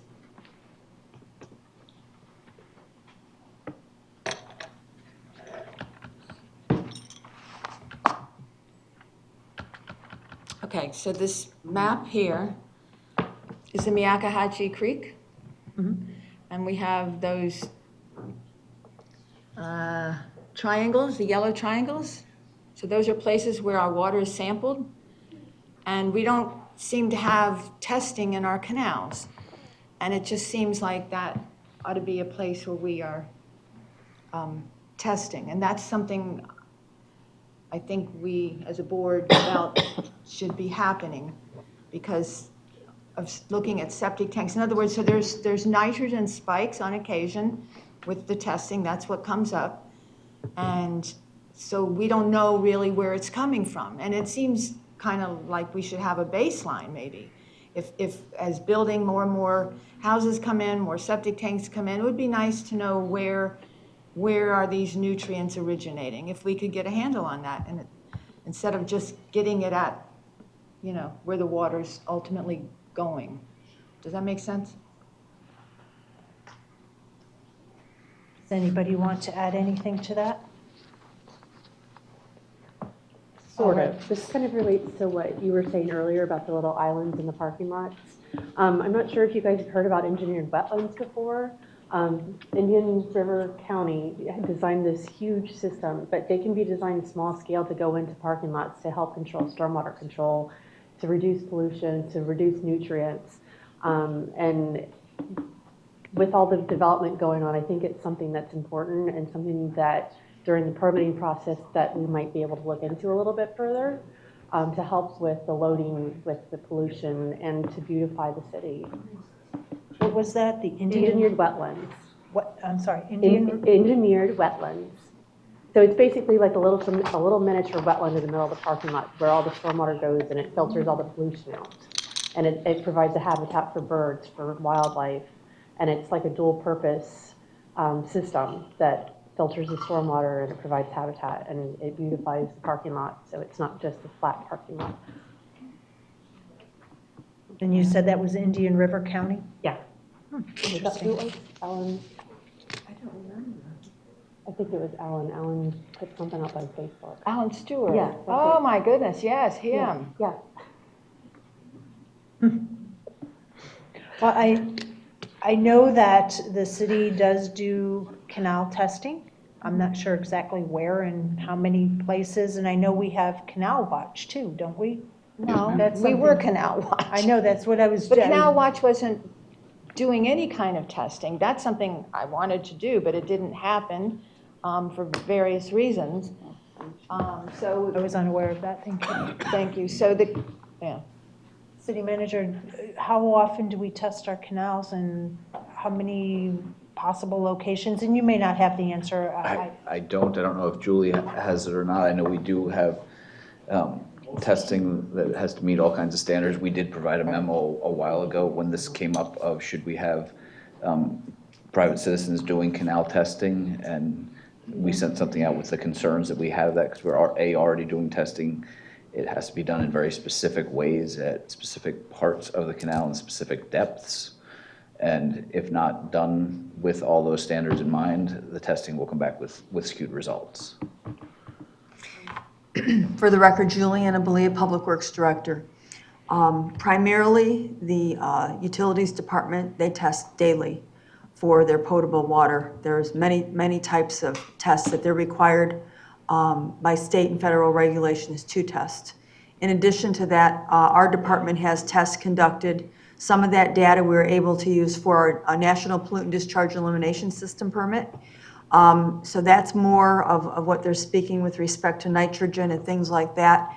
But we're required to have testing annually. I'm not sure exactly how many times a year because some of the data we use from utilities for cost savings measures, but I can find out specifically how many times a year we test from Public Works, that we have a company test for that. But that's all federally regulated as far as the testing.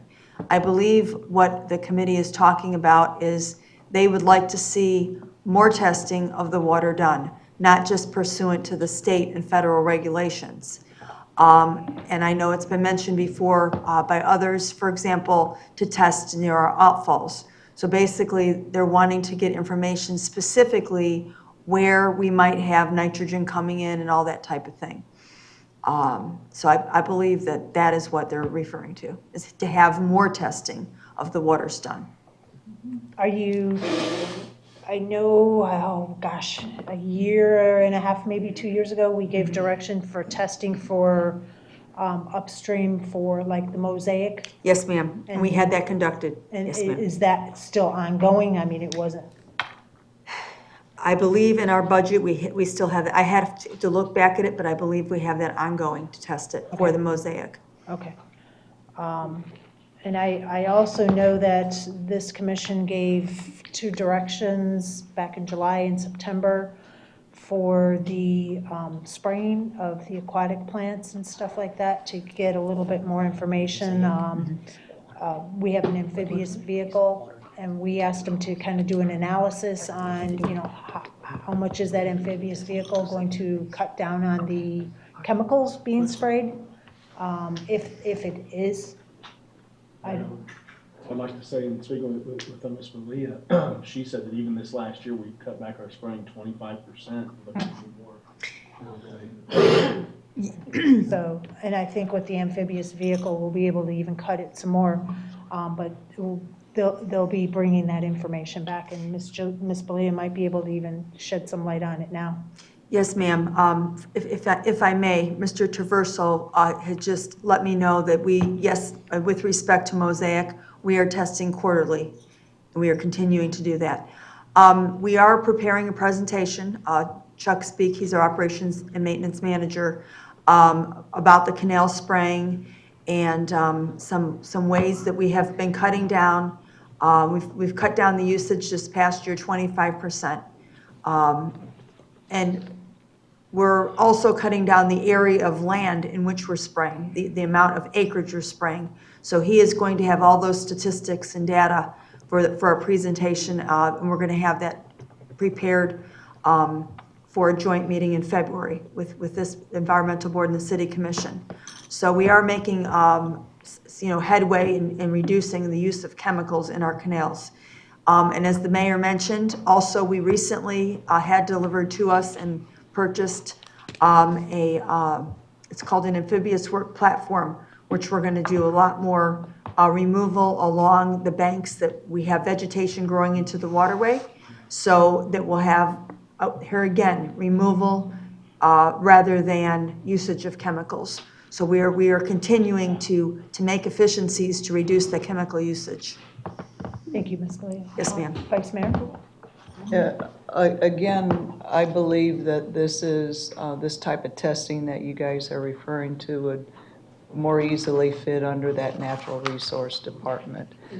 You're talking about the overload of nitrogen and those types of things, where the city staff is going out and addressing what they need to do for the water quality that we take off of the creek.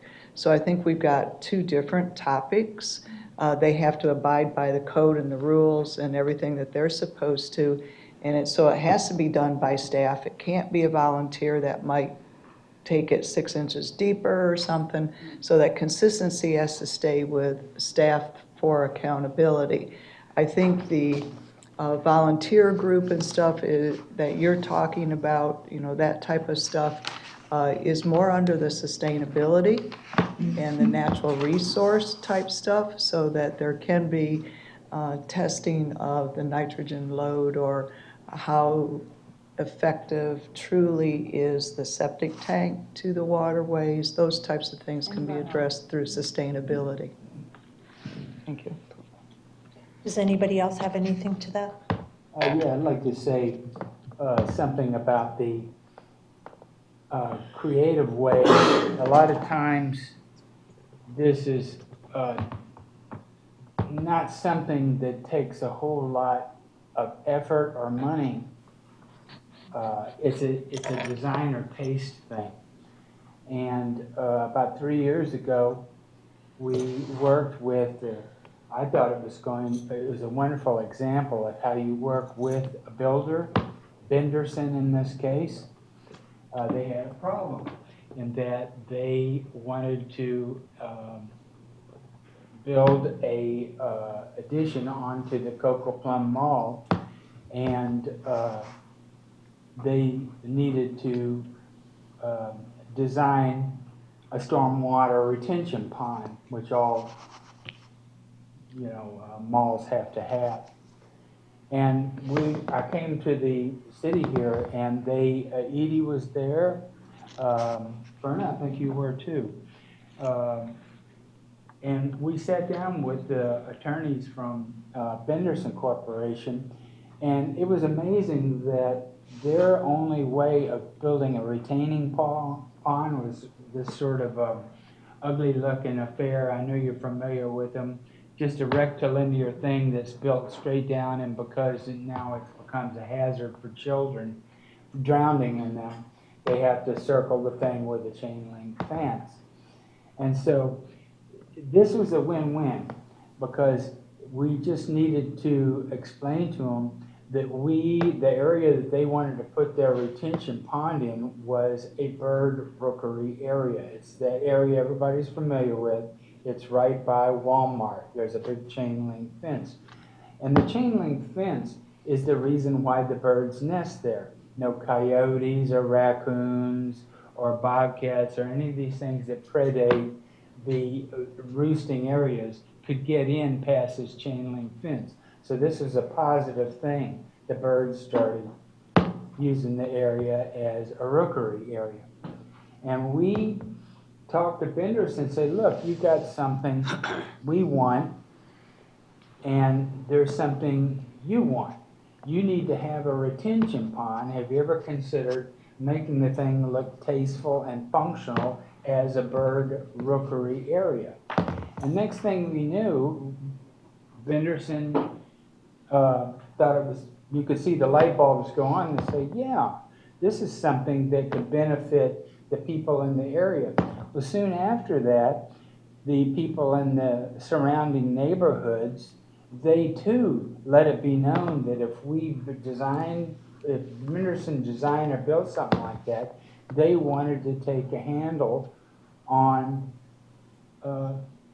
considering it as a park of their own. So here we went from something that was a retention pond to a thing that was landscaped and gonna be long and rectilinear, but less so than a vertically built retention pond. And so it was a win-win. Well, as you know, they've cleared off the area, and so now it's looks pretty bad. And Elizabeth Long sent around and said, please be patient, because Elizabeth was there and she knows what we want to build there. And just to let you know that a lot of times it's not requiring people to build a certain way. It's appealing to them designing something that looks nice, it looks functional, and doubles as a park. So I just wanted to let you know about there are ways of doing things that is a win-win for both sides. That's back to the engineered wetland. So Yes. it serves both functionalities. Yeah, you're the one that triggered the thought of telling them about, things having double uses. Thank you. All right, moving on to management of parks, the overgrowth at Warm Mill Springs with the Australian pines. I know you kind of touched on that when we were talking about management. I know that when I went to a recent COG meeting up in Longboat Key, right there on Ringling Causeway, they are taking down all of their Australian pines. No, it's not really, because now that walkway is hotter than Hades. People aren't going to be using it as much. And now you see everything that those Australian pines hid. Are they going to replant it with native? I don't know. We'll go out and go plant some mangroves. But, it's, those Australian pines, they were planted by Ringling decades. I don't even know how long ago it was. And they have stood the test of time. They may be invasive, but they also served a purpose. A tree is better than nothing sometimes. And right now there's nothing, and it's pretty ugly looking. And they were big. They were big around, so. One of the considerations for Australian pines is they have a very shallow root system, and particularly on the barrier islands, when it comes to hurricanes, they cause a lot of damage because their root system is so shallow. Additionally, their pine needles are very acidic, so as they drop those, nothing grows underneath them, and it can have long-term impacts for the soil. So where they might provide shade, they are a long-term detriment to the native habitats. So I'm kind of not in favor of removing them along Ortiz right there by Warm Mill Springs, because what it's going to show. And it is a natural buffer right now. I don't know, have to have a larger discussion about that one, because it's also iconic for Warm Mill Springs right there. I don't know. Sometimes it's been there for so long and it's kind of there. I don't know what Get it harm back it's to- doing. And if you take them out, there's greater harm. I can provide a little bit of context to the harm that it's doing. It doesn't provide any understory foraging vegetation for native flora and fauna. They are imported from Australia.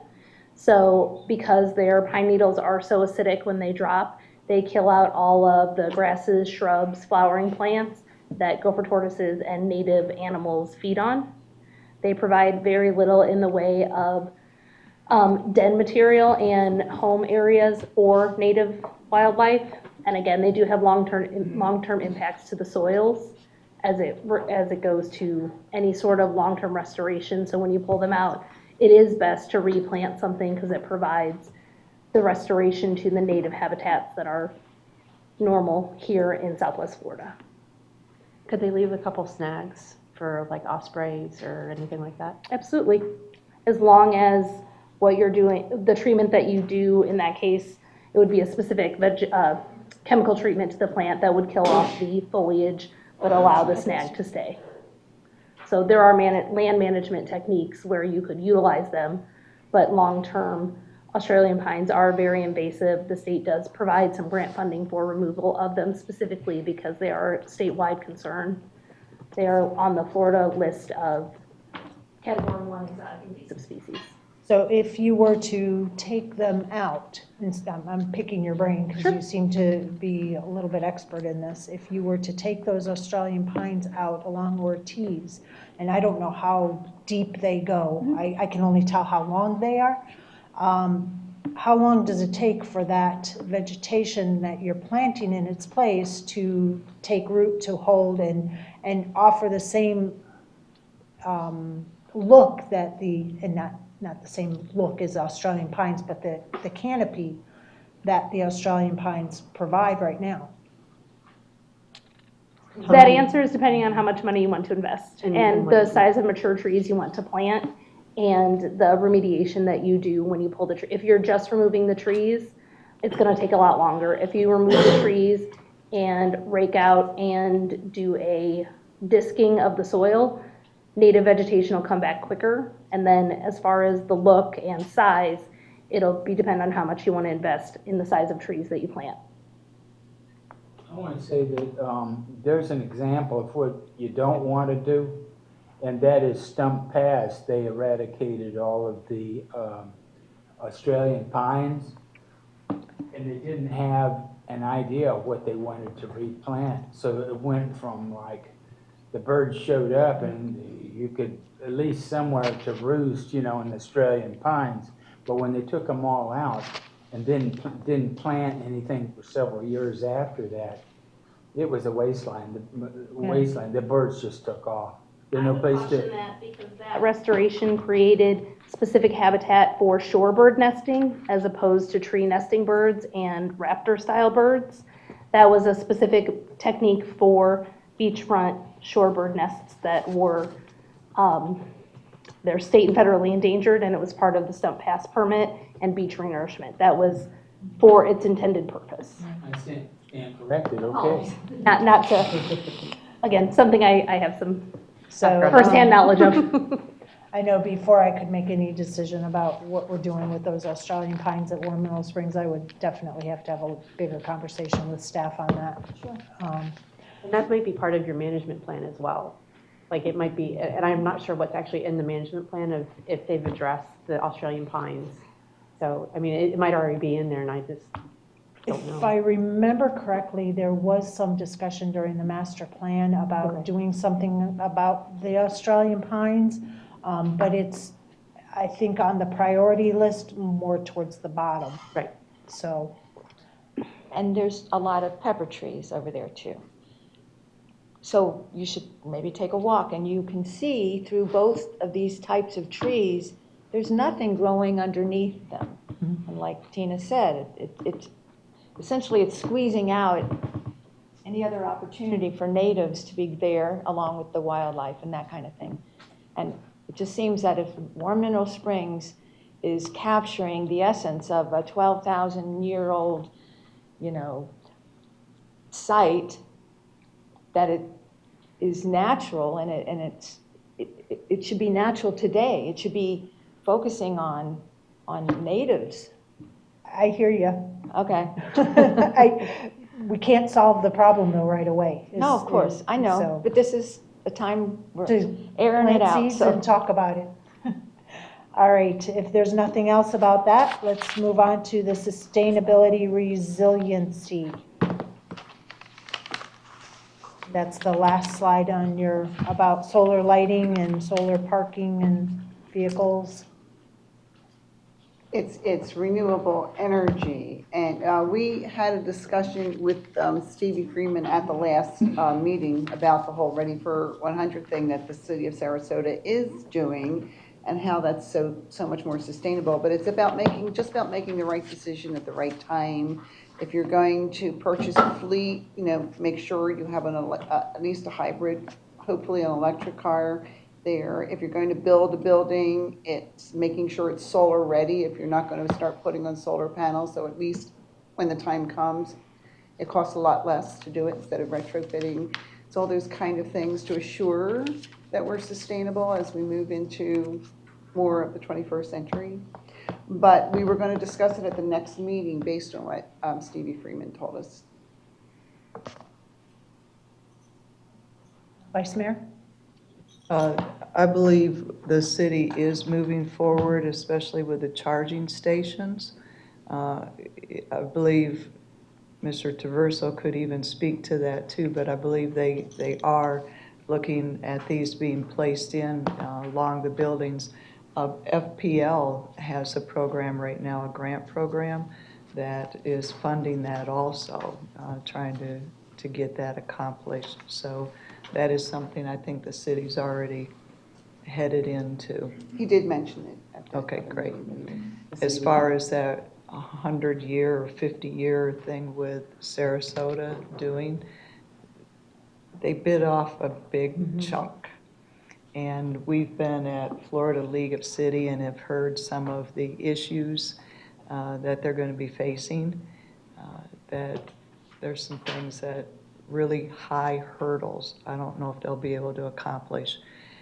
Instead of, this I'm speaking for myself, instead of biting off something and then beating our brains against a wall trying to accomplish a deadline and these different things, I'd rather have the mindfulness that you guys have brought forward in changing these things as we progress, and eventually we'll end up in the same place, but without all of the bashing and running into state statutes and stuff. So I appreciate bringing forward the mindfulness.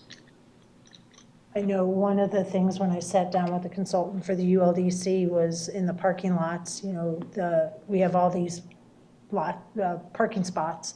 I said, why don't we have any charging stations? And I said, why can't we make it mandatory in our ULDC?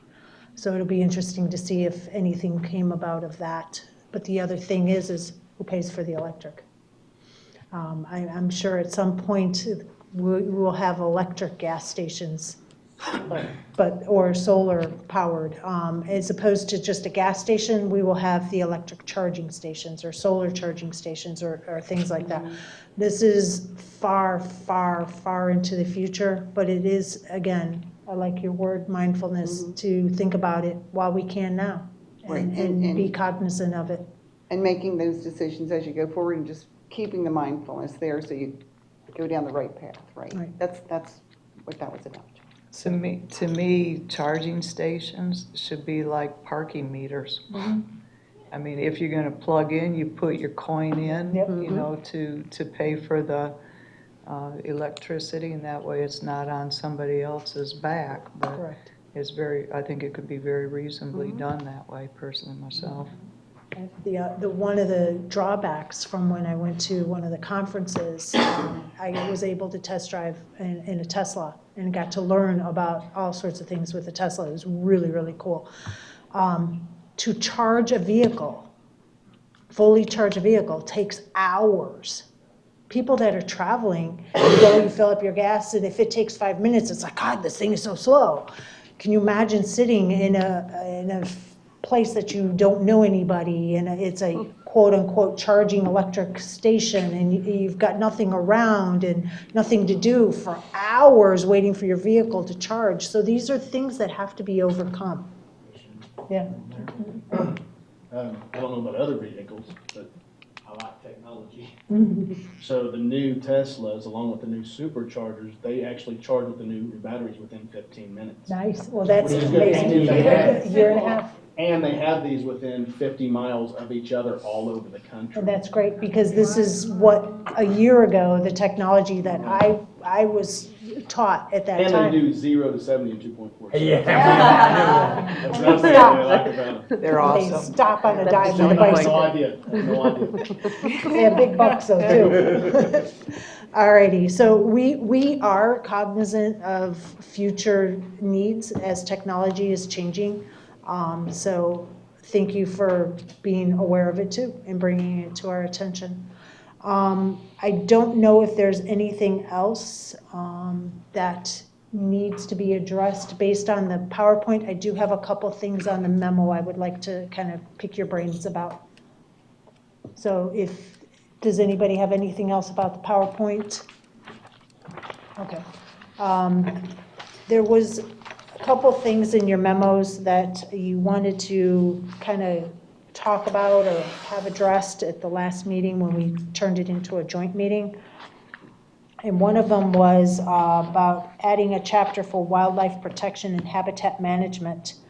I think based on this conversation, it's going to fall more under the environmental board that the Natural Resources Board Department.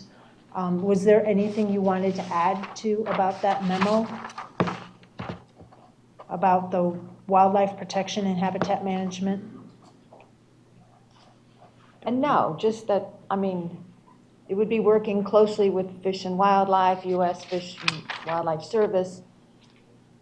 That's the essence of, I mean, you know, the city's doing a good job, they're trying, but again, they're in the building department, right? So it's they're focused on building, and then we need a balance, right? So.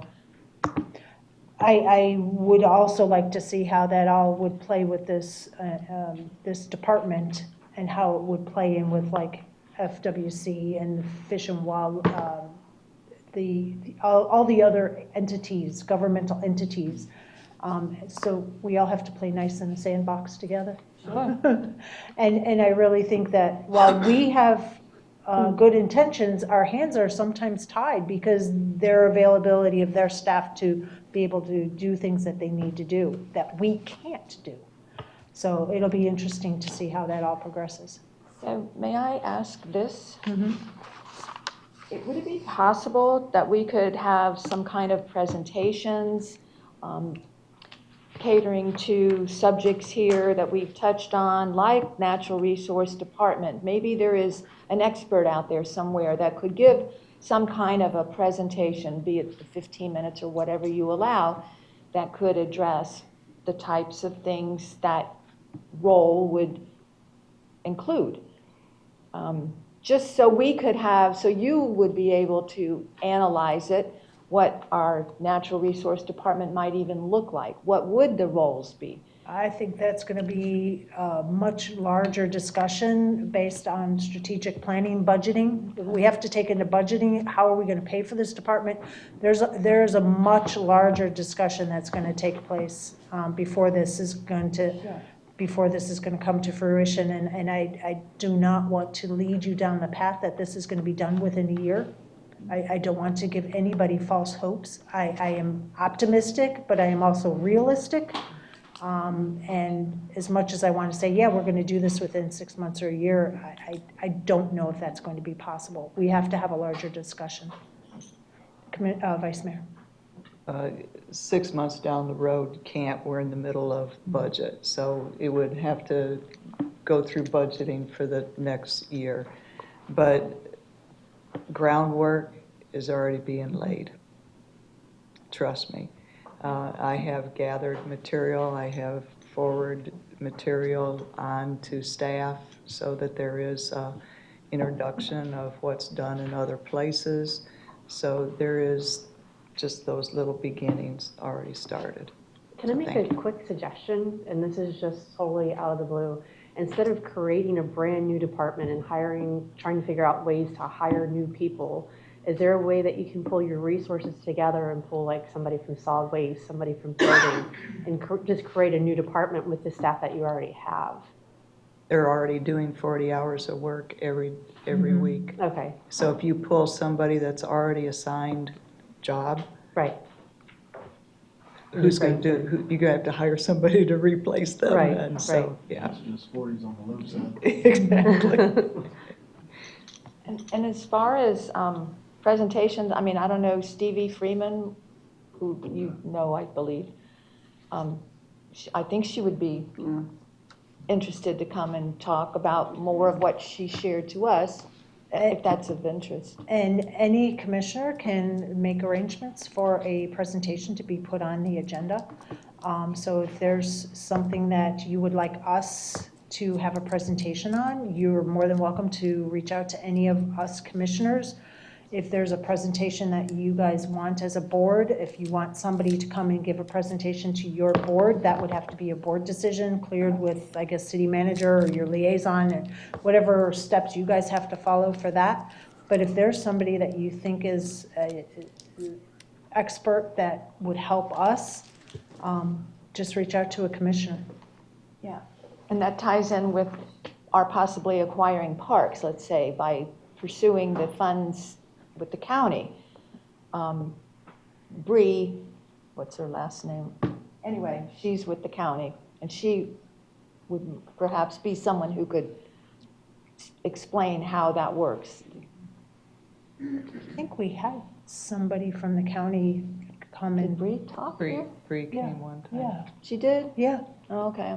It's ringing a bell, but I don't remember when, but yeah, we did have a She presentation. talked to our environmental advisory board meeting. That might be what I'm remembering. That's 'cause what I Jill was in attended. there. Yeah, I don't think she spoke to the commission here. I don't know, we had quite a few different people talking about land and stuff, so.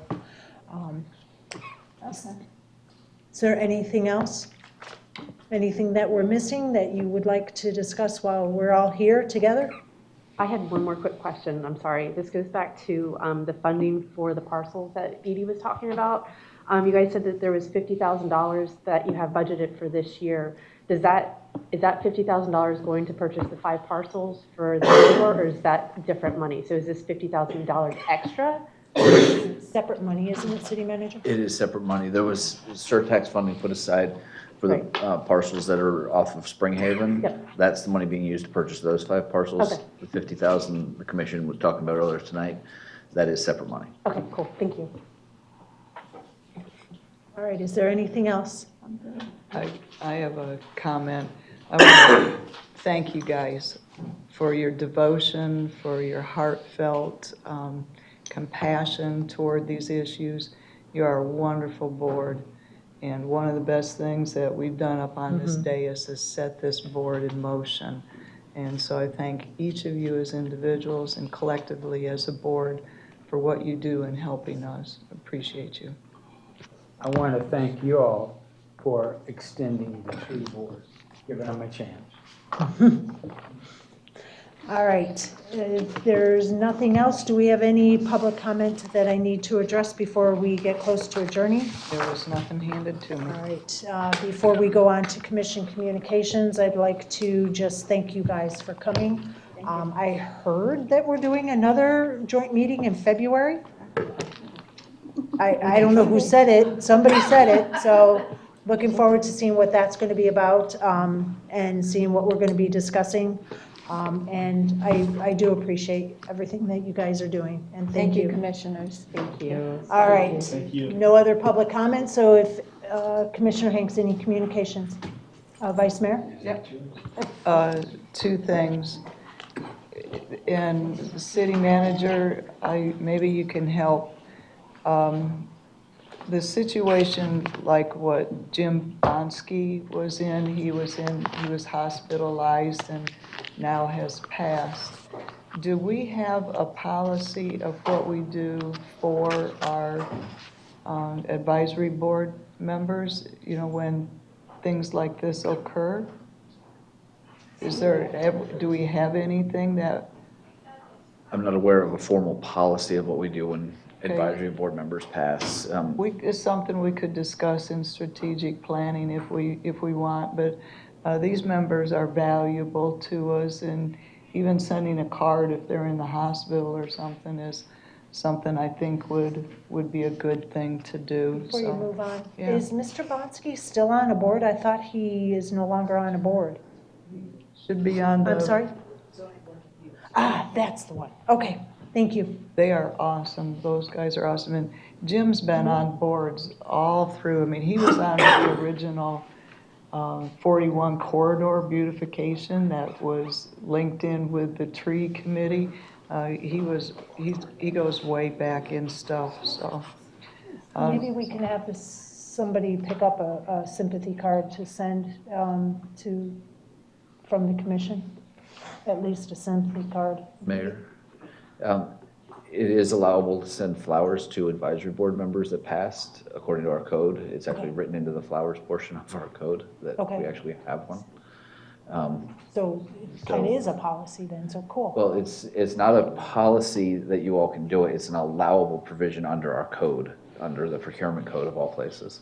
So- So if the commission were to say send flowers, then we could do it. I just don't want to clarify, it's a little different than a policy that when one does, we automatically do this. There's not, but we can do that. It is allowable. Can we get a consensus to have the flowers be sent? I assume, since he just passed, that there's I don't viewing know. or any. Yeah, I don't know the details of it because it was just last evening it occurred, so. I can get the information to you where they would go. If they're having a viewing or a memorial, we should send some flowers. Can I get a consensus? Yes. Yes. And the second thing, I just want to say thank you to the community. It's on the verge of tears, thanking them for their generosity of what they have done during this holiday season. Over and over and over, various departments, whether it's the fire department, police department, social service, city hall, solid waste, whatever, we have our hand out trying to help those who might need assistance. And I really appreciate what they've been doing, our communication department's been doing on Facebook and acknowledging what this community does for one another. Our people are the greatest asset that we have within our city, and it's very evident when you come to this season and you see so many people giving. So God bless the citizens and everybody who cares. Merry Christmas. Commissioner Emmerich? I just have one question. What about, you had mentioned Louise Hall earlier as well. Would we be sending flowers to her family? I know it was a few weeks ago, but it's still condolences. Her ceremony, or celebration of life is going to be January 11th at her church. But she was active in the community, but she was not a board member. I thought she was a board member past. A long, Okay. long time ago. She's not an active board member. Don't know if she was even a board member in the past for the city. I know she was for the Arts Center, and she's worked with the city because of the programs from the Arts Center. But I don't know, she's the reason they have one of our city buildings. Oh, I know, she was very, very, very active, very active. So, yes, so I don't know if it fit under Well, if that. it was the same apple, I just wanted to make sure that they were both covered. That was my question, that's all. Appreciate that, thank you. And if it's not the same apple, maybe we just send a card. City clerk looks like she has something to say. Amber might know better, but doesn't the code say they have to be an active member on a board at the time? For flowers, yes. For flowers, yes. So either we could take a board collection, or we could send a card as a board, and do something ourselves. So, for Ms. Hall. All right. So She has a daughter that has survived. There's no husband or anything, so it would be sent to Julie.